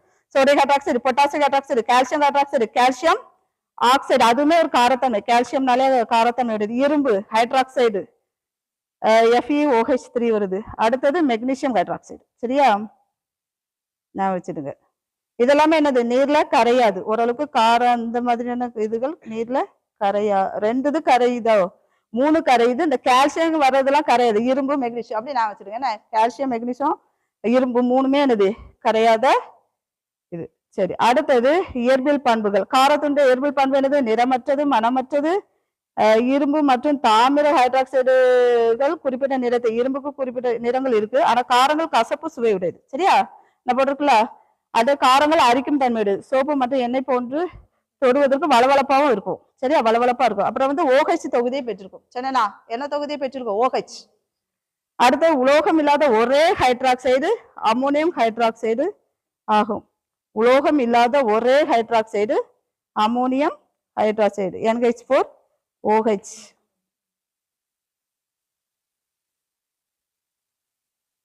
உலோகம் இல்லாத ஒரே காரம் வந்து NH4OH. அடுத்த வேதி பண்புகள் நம்ம அங்க பார்த்தோம். எதோட வினை புரிந்து? காரமும் அமிலமும் வினை புரிஞ்சா என்ன கிடைக்கும்? நடுநிலையாக்கல் வினைச்சொல். நடுநிலையாக்கல்ல கிடைக்கக்கூடிய ப்ராடக்ட் என்னது? உப்பு பிளஸ் நீர். அடுத்தது காரங்கள் உலோகங்களுடன் வினை புரிந்து என்ன கிடைக்கும்? Hydrogen case. அங்கே அப்படி அதே மாதிரி அமிலம் மாதிரியே தான் வரும். புரிஞ்சிச்சா? இன்னும் எனக்கு வர மாட்டேங்குது. இது அடுத்ததுக்கு போகிறதுக்கு என்ன பண்ணணும்? மேலையா சைடா சரி சரி. அடுத்தது அது காரத்துவம்னு சொன்னா இது அமிலத்துவம். அமிலத்துவம்னா OH தொகுதி வந்து இடப்பெயர்ச்சி ஆகுறது அப்படி நான் வச்சிருக்கேன். ஹைட்ராக்சைடு தொகுதி. அடுத்த காரத்தின் பண்புகள் சோப்பு, துணி, பிளாஸ்டிக் செய்ய பயன்படுது, காகிதம், மருந்து தயாரிக்க பயன்படுது, ஆடைகள் பணிந்துள்ள கரை, எண்ணெய், பிசுக்குகளை அகற்ற பயன்படுது. 9th எந்த அமிலம் என்னதை செய்யுங்கிறத போட்டிருப்பான். இது சும்மா ஜென்ரலா கொடுத்துருக்கான். புரியுதா? எந்த அமிலம் என்ன செய்யும், எந்த காரம் என்னத்தை பண்ணுங்கிறது கொடுத்துருப்பான். அமோனியம் ஹைட்ராக்சைடு எல்லாம் என்ன பண்ணும் தெரியுமா? படிச்சமா ஞாபகம் இருக்கு. இந்த ஜன்னல் இதுதான் இது பண்ணும்னு நினைக்கிறேன். அது சுத்தம் பண்ண அப்படி படிச்சமா ஞாபகம் இருக்கு. 9th இருக்கும். எந்த காரம் அதுக்குள்ளதான் இருக்கும்னு நினைக்கிறேன். எல்லாமே இருக்கு. 50 பக்கம் இருக்குல்ல. சோ நம்ம என்ன வரும் 6th இருந்து வந்துட்டு இருக்கோம். ஞாபகம் இருக்கா? அதான் இருக்கு. அங்க படிச்ச ஏன்னா அந்த மாதிரி சல்பூரிக் அமிலம் எல்லாம் என்ன பண்ணும், பாத்ரூம் இது கிளீனர் அந்த மாதிரி வரும். இதுல இருக்கோ வாஸ்தியோ? சரி இருக்கு. அதான் எங்கோ நான் முந்தி படிச்ச ஞாபகம். சரி அடுத்தது நிறங்காட்டின்னு ஒண்ணு இருக்கு. இப்ப இது அமிலம் இது காரங்கிறத நம்ம கண்டுபிடிக்கிறதுக்கு நிறங்காட்டிகள். சரி அதுல முக்கியமானது லிட்மஸ் பேப்பர். நீல லிட்மஸ் வந்து சிவப்பு நிறமா மாறிச்சுன்னா, நீல லிட்மஸ் எடுத்துக்கிட்டு அதுல ஒரு அமிலத்தை ஊத்துனா அது என்னதாயிரும், சிவப்பு நிறமா மாறிடும். சிவப்பு லிட்மஸ் தாளை எடுத்துக்கிட்டு அதுல ஒரு காரத்தை ஊத்தணும்னா அது என்ன ஆயிரும், சிவப்பு நிறமா இல்ல நீலத்தை மாறிடும், நீல நிறமா மாறிடும். அப்படி சரியா, லிட்மஸ் தாளை பொறுத்து. அப்புறம் பினாப்தலின் அமிலத்துல நிறமற்றதா இருக்கும், இளஞ்சிவப்பு நிறமாக. இதை கொஞ்சம் நல்லா படிச்சிருங்க. மஞ்சள் நம்ம வீட்டுல இருக்கலாம் மஞ்சள், அது என்னதான் மாறிடும், அங்க செங்கல் சிவப்பு நிறமா மாறிடும். நம்ம ஒயிட் ஷார்ட்லயே மஞ்சள் பருப்பு குழம்பு சாப்பிட வச்சிருக்கீங்களா, சோப்பு போடுங்க, சோப்பு காரம். சோ எதா மாதிரி சோப்பா மாறுதா, சோ அது காரங்கிறத பிரசன்ட் பண்ணுது. மஞ்சள் வந்து ஒரு நிறங்காட்டி, அமிலமா காரமாங்கிறத நிறங்காட்டுது. சரி அடுத்து அதுமே பீட்ரூட் ஜூஸ் வரும், அதுக்கு என்னென்ன கலர்னு நினைச்சு இதெல்லாம் பாக்ஸ்ல போட்டிருந்தான் எப்படி செய்யணுங்கிறது. அடுத்த சிவப்பு முட்டைக்கோசு சரியா. அடுத்து மெத்தில் ஆரஞ்சு, இளஞ்சிவப்பு மஞ்சள் சரியா. உப்புக்கள்னா என்னன்னு பார்ப்போம். ஒரு அமிலமோ காரமோ நடுநிலாக்கள் வினைகளை ஈடுபடும் போது நமக்கு கிடைக்குதுல்ல, அதுதான் இது உப்புக்கள்னு பார்த்தோம். அப்படிதானே? சரி உப்புக்களின் வகைகள் பார்ப்போம். எளிய உப்புன்னு இருக்கு, அமில உப்பு இருக்கு, கார உப்பு இருக்கு, ரெட்டை உப்பு இருக்கு, கலப்பின உப்பு இருக்கு, அணைவு உப்புன்னு இருக்கு. ஒவ்வொன்றுக்குள்ள எக்ஸாம்பிள பாத்துக்கிடுங்க. எளிய உப்பு சாதாரண உப்பு சோடியம் குளோரைடு நமக்கு தெரியும், பொட்டாசியம் குளோரைடு, சோடியம் சல்பேட்டு. அமில உப்புக்கு sodium bicarbonate, potassium bisulphate, sodium bicarbonate. கார உப்புக்கு காரம் மெக்னீசியம் குளோரைடு, கார லெட் குளோரைடு. மெக்னீசியம் லெட்டுன்னு வந்துட்டாலே நீங்க இது நினைச்சிடுங்க, காரத்தன்மை உள்ளது.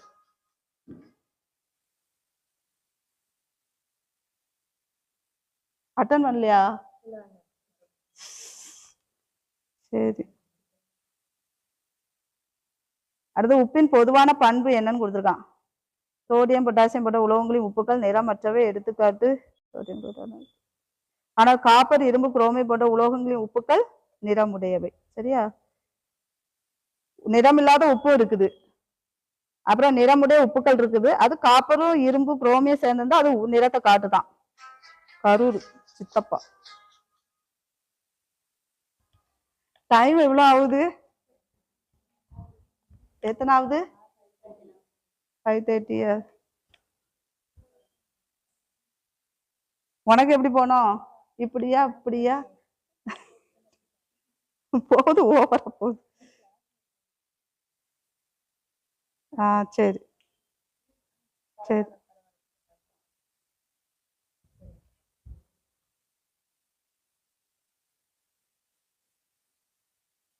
அவன் என்ன கொடுத்துருக்கானா, உப்புக்கல்ல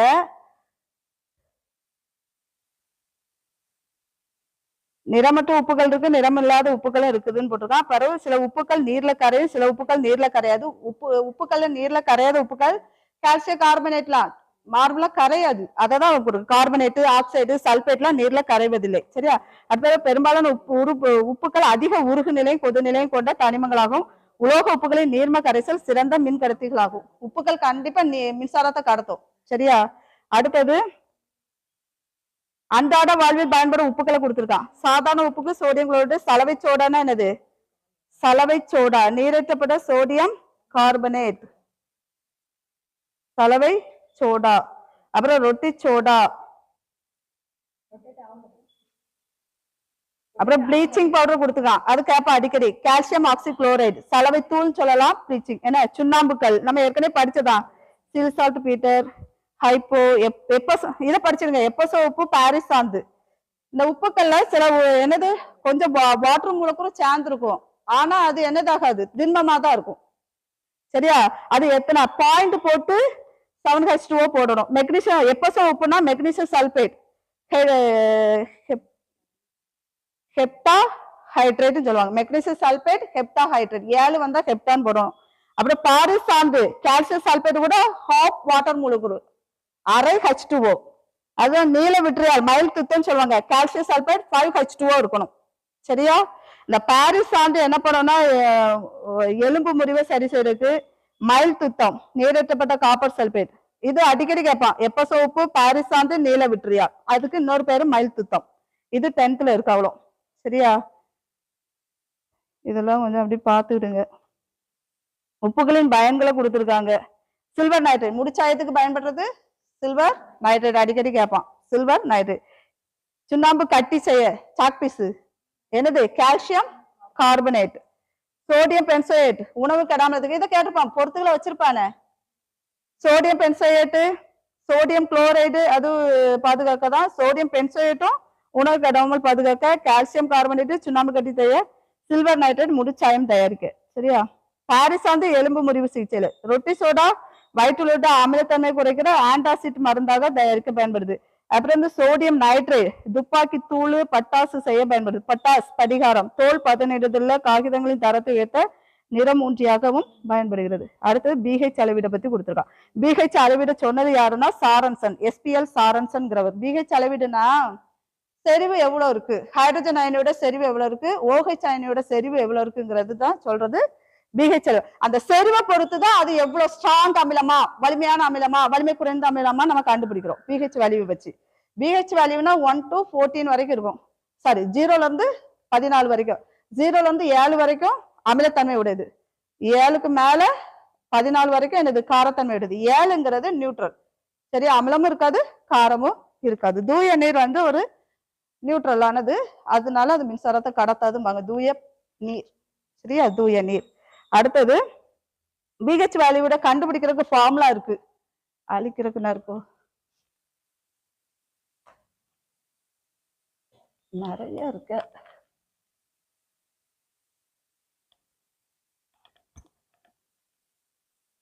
பிஹெச் கண்டுபிடிக்கிறதுக்கு -log10 கான்சன்ட்ரேஷன் H+.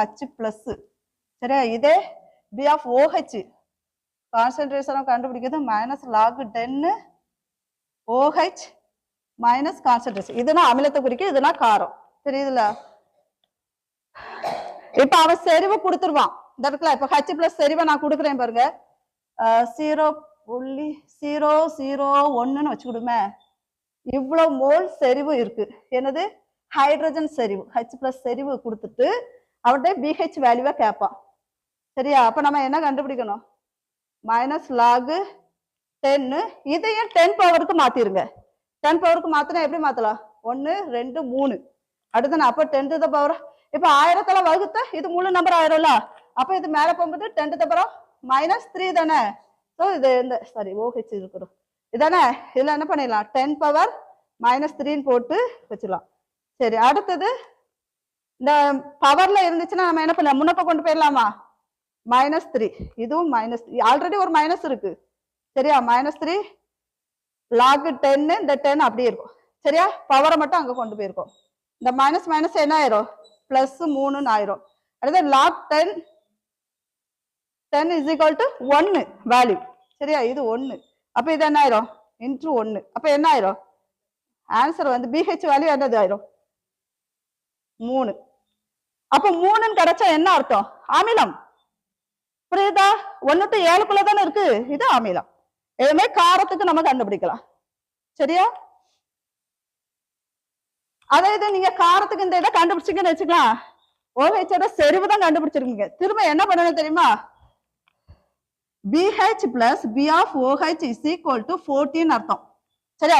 இப்ப BH வேல்யூ 3ன்னு வச்சுடுங்க. B of OH இந்த செறிவு மூலமா கண்டுபிடிச்சிருப்பீங்க. திரும்ப என்ன பண்ணலாம், அப்ப BH வேல்யூ என்ன வரும், 14 - 3 எத்தனை வரும்? 11. 11 7க்கு மேல வருதா? அப்ப இது என்னது? காரம். புரிஞ்சுச்சா? அதே மாதிரி நீங்க உங்களுக்கு செறிவு கொடுத்தா 10 பவருக்கு மாத்திருங்க. ஏன்னா லாக்கு கணக்கு ஃபுல்லாவே 10 பவருக்கு மாத்திருங்க. அவன் சில 10 பவர்லயே கொடுத்துருப்பான், அது ஈஸி.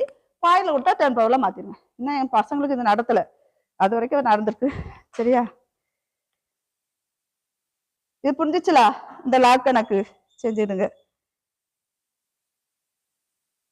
BH வேல்யூ, BH வந்து BH is equal to 7 இருந்ததுன்னா என்ன வினை? நடுநிலையாக்கல். BH வந்து less than, BH வந்து இது எப்படி சொல்லலாம், greater than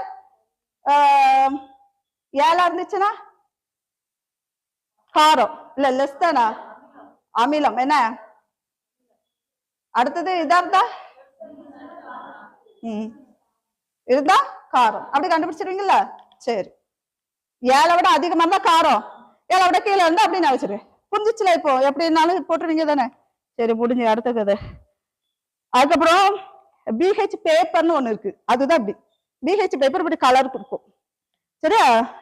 நீங்க ஒரு அமிலத்தை எடுத்துக்கிட்டு இந்த BH பேப்பர் இதா மாத்தும் இந்த கலரா, இந்த கலர்ல கிடைச்சிச்சுன்னா அதோட வேல்யூ 1. அப்படி வேல்யூவை கண்டுபிடிக்கிறது, BH ஓட மதிப்பை கண்டுபிடிக்கிறது. இது புரியுதா? இது வந்து மதிப்பு, இது செறிவு. வேர்டு நான் வச்சிருக்க. சரியா? செறிவு கொடுத்துட்டாலே இந்த ஃபார்முலா படி தான் செய்ய முடியும்.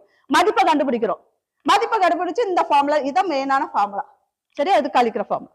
சரியா? இப்ப நான் கொடுக்குறேன் BH ஓட வேல்யூ எப்படி கொடுத்தேன்னா B of OH வேல்யூவை நம்ம கண்டுபிடிச்சிடலாம் அப்படி. சரியா? மதிப்பு இது, அது என்னது? செறிவு. சரியா? இந்த பேப்பர் இப்படிதான் இருக்கும். நம்ம அதுல எவ்வளவு BH மதிப்பு 1ன்னா இந்த கலர். அப்போ நீங்க ஒரு அமிலம் ஒரு 1 நம்பர்ல உள்ள அமிலம் என்னது கொடுத்துருக்கான்? பேட்டரியில உள்ள ஆசிட். அந்த ஆசிடை வந்து ஒரு டெஸ்ட் பண்ணும்போது, ஏதோ ஒரு இதுல பண்ணும்போது இந்த கலர்ல கிடைக்கும். கிடைச்சிச்சுன்னா அது அதுல உள்ள BH வேல்யூ என்னது? 1. அளவிட சொல்றது, மதிப்பை சொல்றது இது. சரியா? BH பேப்பர் என்னது? BH ஓட அளவிட சொல்லுது. இதை சொன்னவர் யாரு? அவர் பேர் என்னது? சாரன்சன். சரிங்களா? SPL சாரன்சன். போதும்.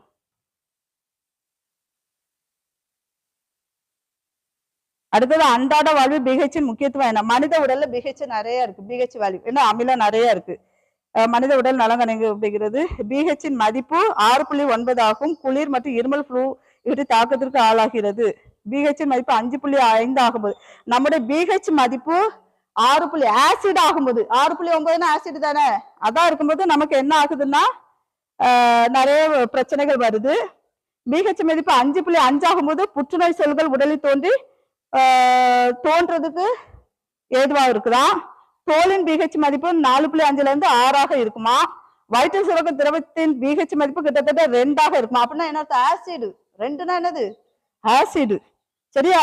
அடுத்த மனித ரத்தத்துல இவருக்கு அடிக்கடி கேட்பான். மனித ரத்தத்துல இதையும் பொறுத்துக்களை கொடுத்துருந்தானா 7.35 இருந்து 7.45 இருக்கும் மனித ரத்தம். சரியா?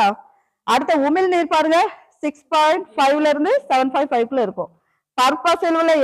பற்களில் உள்ள எனாமல் உடலிலேயே கடினமான பகுதி. இது வந்து கால்சியம் பாஸ்பேட் என்ற சேர்மத்தினால் ஆனது.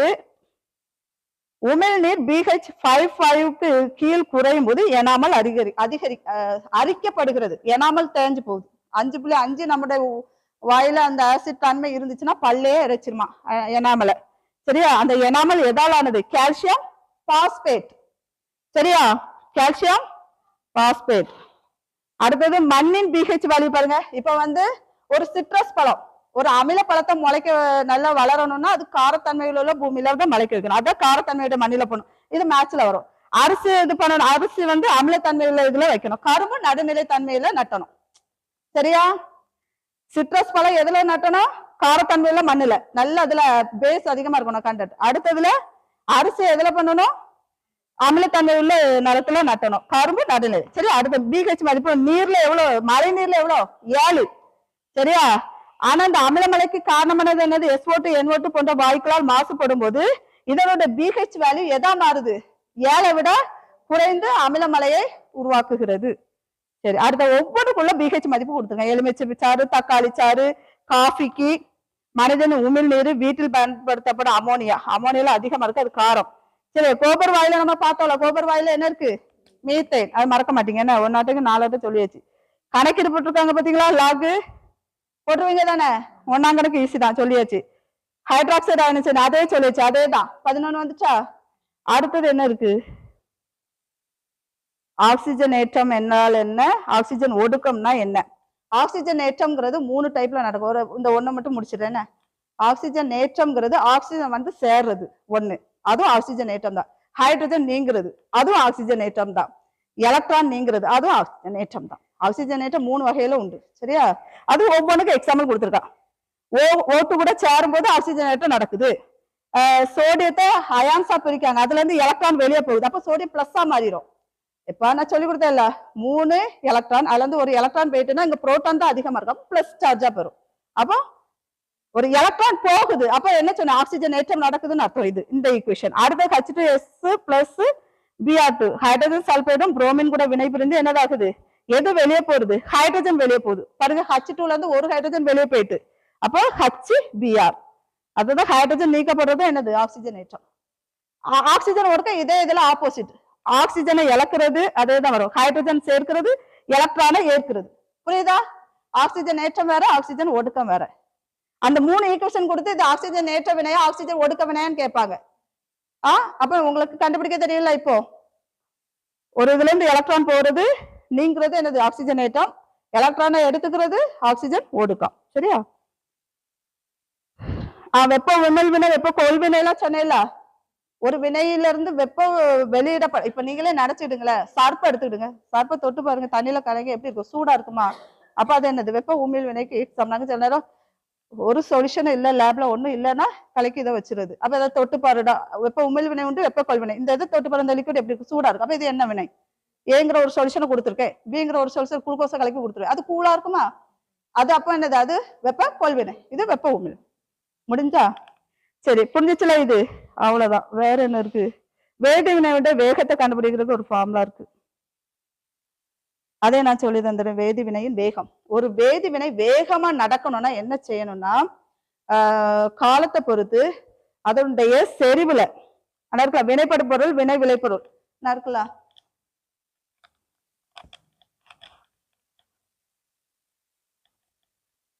இந்த இடத்துல A plus B, இந்த ரெண்டும் என்ன சொல்லுவாங்கன்னா வினையில ஈடுபடுற பொருள்ங்கிறதுனால வினைப்படு பொருள். என்ன பொருள்? வினைப்படு பொருள். அதை ரெண்டும் சேர்ந்து ரியாக்ட் பண்ணி A plus B கிடைக்குன்னு வச்சிருக்கலா, அப்ப இது என்னதுன்னா வினை விளை பொருள், ப்ராடக்ட், விளை பொருள், சரியா? வினைப்படு பொருள், இந்த வினை விளை பொருள். இந்த வினைப்படு பொருளுடைய செறிவு, அதனுடைய மாற்றம் வச்சு அந்த எவ்வளவு டைமுக்குள்ள, அப்ப வினை இப்போ ஒரு ஒரு ஒரு 5 நிமிஷத்துல வினை சீக்கிரம் முடிச்சிட்டுனா அது என்ன அர்த்தம், வினை வேகம் தானே, வினை அதிகமா சீக்கிரத்துல நடந்திருக்கு. அப்ப வினை வேகத்தை கண்டுபிடிக்கிறதுக்கு ஃபார்முலா என்ன வரும்? அப்ப வினையின் வேகத்தை கண்டுபிடிக்கிறதுக்கு வேற ஒண்ணும் இல்ல, வினையின் வேகம் இசுகொட்டு மாற்றம். என்ன மாற்றம் நடந்திருக்கு? இந்த செறிவுல ஏற்படுற மாற்றம், ஏங்கிற செறிவு அல்லது ஏபிங்கிற செறிவுல ஏற்படுற மாற்றம், டைம், எவ்வளவு டைம்குள்ள அது நடக்குது, இப்படிதான் வரும், சரியா? இது இந்த வினை படுபொருள் நடந்தா நேர்குறியா எதிர்குறி, இது நேர்குறின்னு அப்படி வரும், சரியா? இந்த ஏபியா போட்டா, சரியா? இப்படிதான் வரும். கான்சன்ட்ரேஷன், செறிவு, இந்த அடைப்புக்குறிங்கிறது அதனுடைய செறிவை குறிக்குது, சரியா? எவ்வளவு இதுன்னுட்டு. வினைப்படும் பொருள் அல்லது வினை விளை பொருளுடைய செறிவு மாற்றம் டிவைடட் பை எடுத்துக்கொள்ளும் நேரம், சரியா? அதை வச்சு ஒரு ஈக்குவேஷன் வச்சு கொடுத்துருக்காங்க. இதுதான் ஆக்சுவலி ஃபார்முலா. என்ன? கான்சன்ட்ரேஷன் A அல்லது B அப்படி போட்டுக்கலாம். அடுத்தது இந்த வினையின் வேகத்தை பாதிக்கக்கூடிய காரணிகள் என்னதுன்னு பார்க்கலாம். அதுல ஒரு 5 பாயிண்ட் கொடுத்துருக்கான். வினைப்படு பொருளுடைய இயல்பு. இப்ப வந்து இது கல்லா இருக்குன்னு வச்சுங்க, அந்த வினைப்பொருள் கட்டியா இருக்கு, இதே தூள் பண்ணி போட்டா சீக்கிரம் ரியாக்ஷன் நடக்கும். வினை வேகத்தை பாதிக்கிற காரணிகள், சரி? அப்ப அந்த வினைப்படு பொருளுடைய தன்மையை பொறுத்து என்னது, சில வினைப்படு பொருள் ஈஸியா சீக்கிரத்துல வினை முடிச்சிடும், சில மெதுவா தான் நடக்கும்.